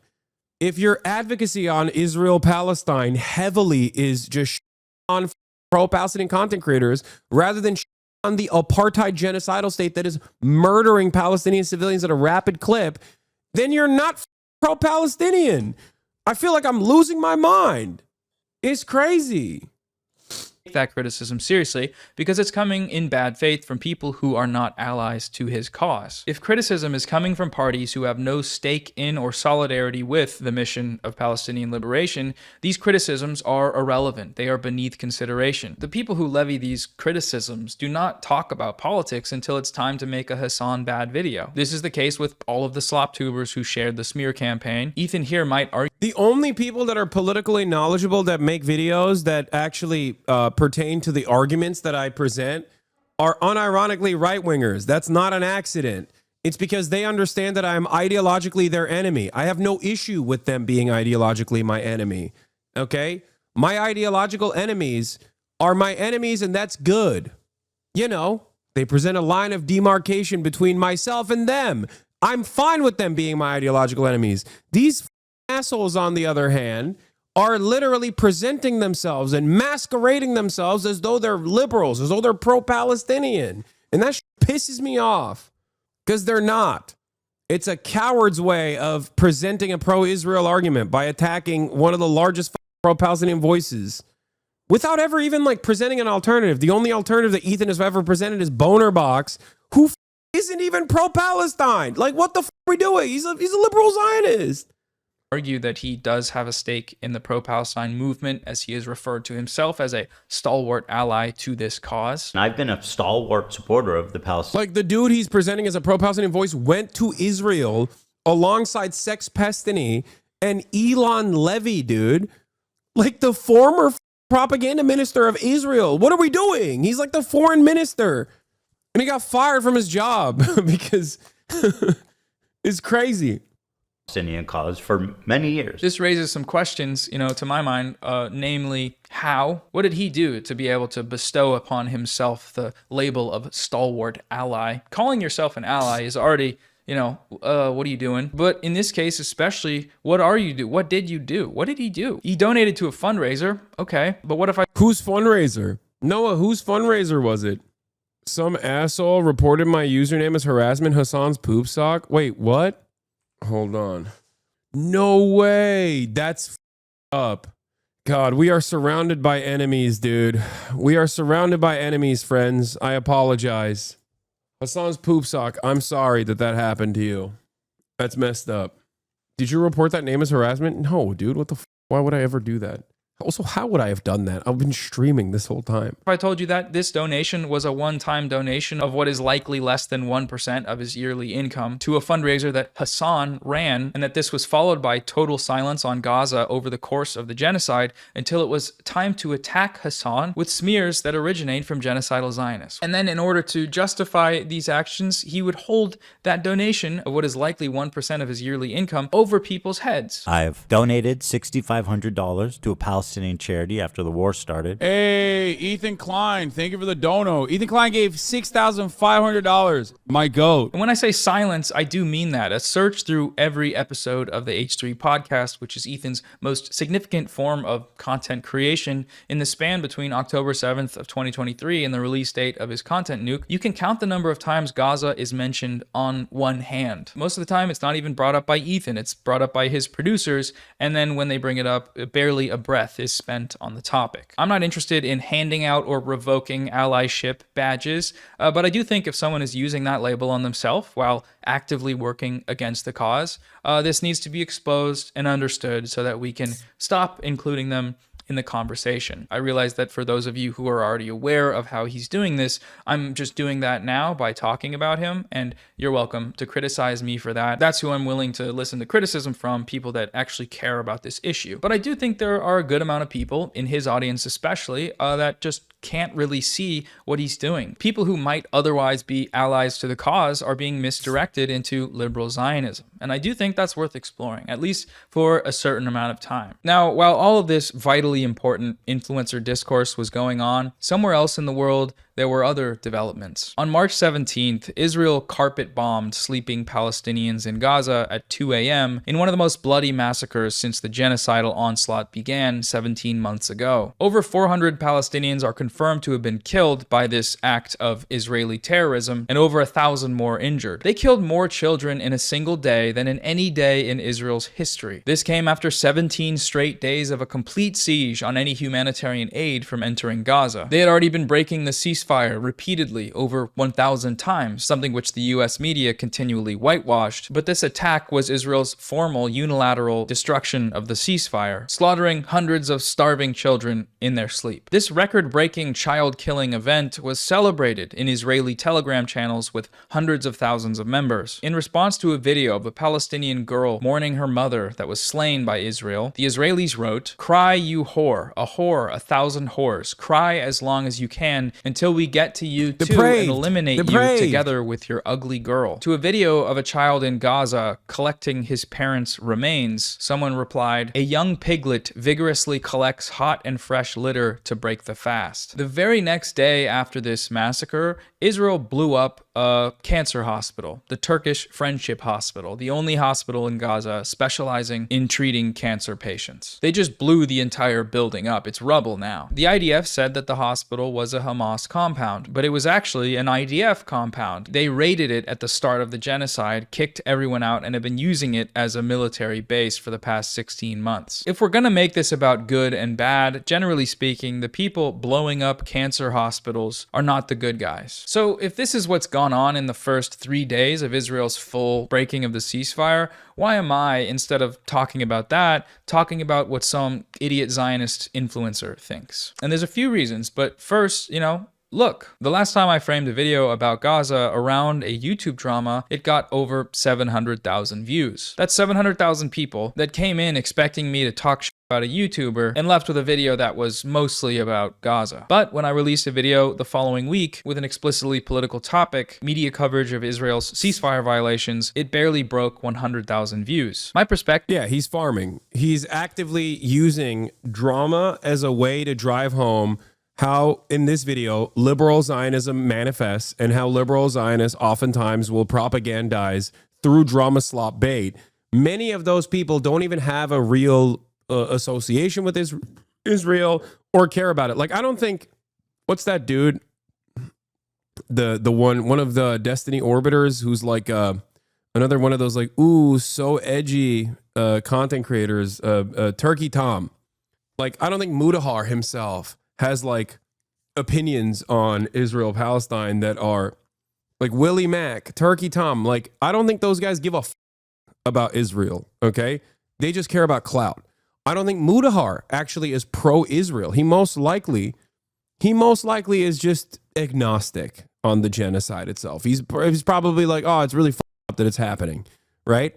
But many of them, like almost all of them, obviously demonstrate their disinterest by covering this issue, not on political terms, not by addressing any fucking points of view, but by simply trying to disparage what I'm doing by, farming fucking Hasan hater bait.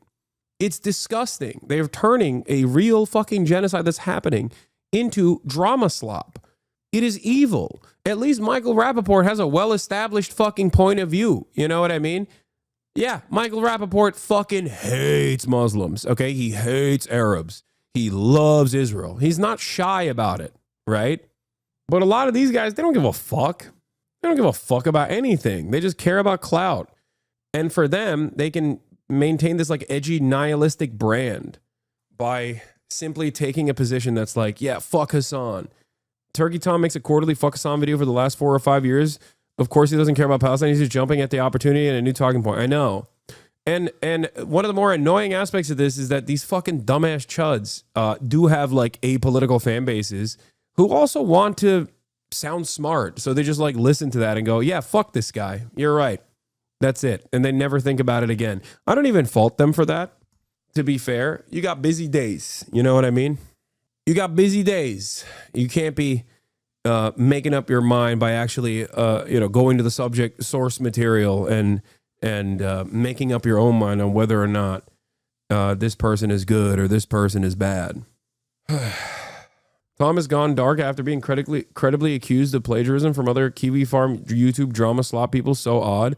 Yeah, they all source that shit. They all use Reddit mostly, or Kiwi Farms. It's just like a watered down version of the Kiwi Farm stuff from different subreddits, oftentimes from Destiny's subreddit, to make their videos.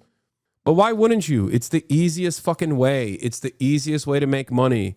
You make like $15,000 a pop for literally like 3, 4, maximum 5 hours of work. It's that simple. And if you don't care about the subject matter at all, if you don't care about the politics of it at all, then it's great.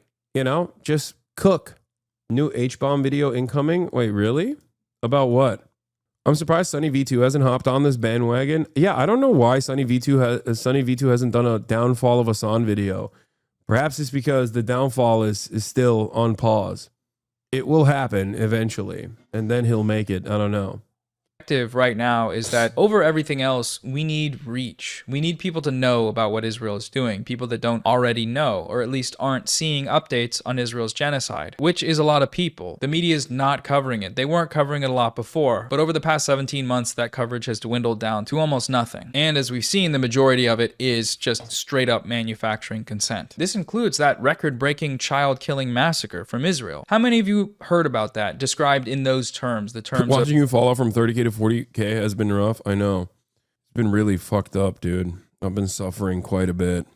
of what actually happened and not just another new, quote, Israeli Gaza offensive with some catastrophic record-breaking death toll that doesn't even make it into the headline. The best way, I think, to get more people to know about this stuff is by using the algorithm for what it's meant to be used, which is views. And in this case, what that looks like is farming drama. I could be wrong about this approach, and if you think there's better ways to go about this, then feel free to let me know in the comments. I've been thinking about lately doing something like scaling up and running the channel as a platform but a non-profit so that I can just cover more things more consistently and not have to choose between, you know, a US-backed child massacre and Ethan Klein. But until then, it's going to be a bit of a mixed bag. Regardless, it doesn't matter what you think of these creators. It's not about them. It's not about anyone being good or bad or what your YouTube subscription feed says about your morals. It's about a genocide that's happening right now, that's unfolding in front of our eyes, and that most of our countries are actively supporting. If these creators are giving people rhetoric to support the genocide that's happening, then we need to talk about that. That's something we need to discuss, especially if that person is claiming to be an ally to the cause. And if other creators are fighting against it, then that's worth talking about too. If they're providing historical analysis and breaking down propaganda that's being used for the genocide, or giving an honest voice to its resistance, then that content is important and should be shared and supported regardless of how you feel about the individuals involved. Unfortunately, we're sort of stuck in a media ecosystem that cares far more about influencer drama than it does about Palestinian lives. Part of the effort here is an attempt to steer that media ecosystem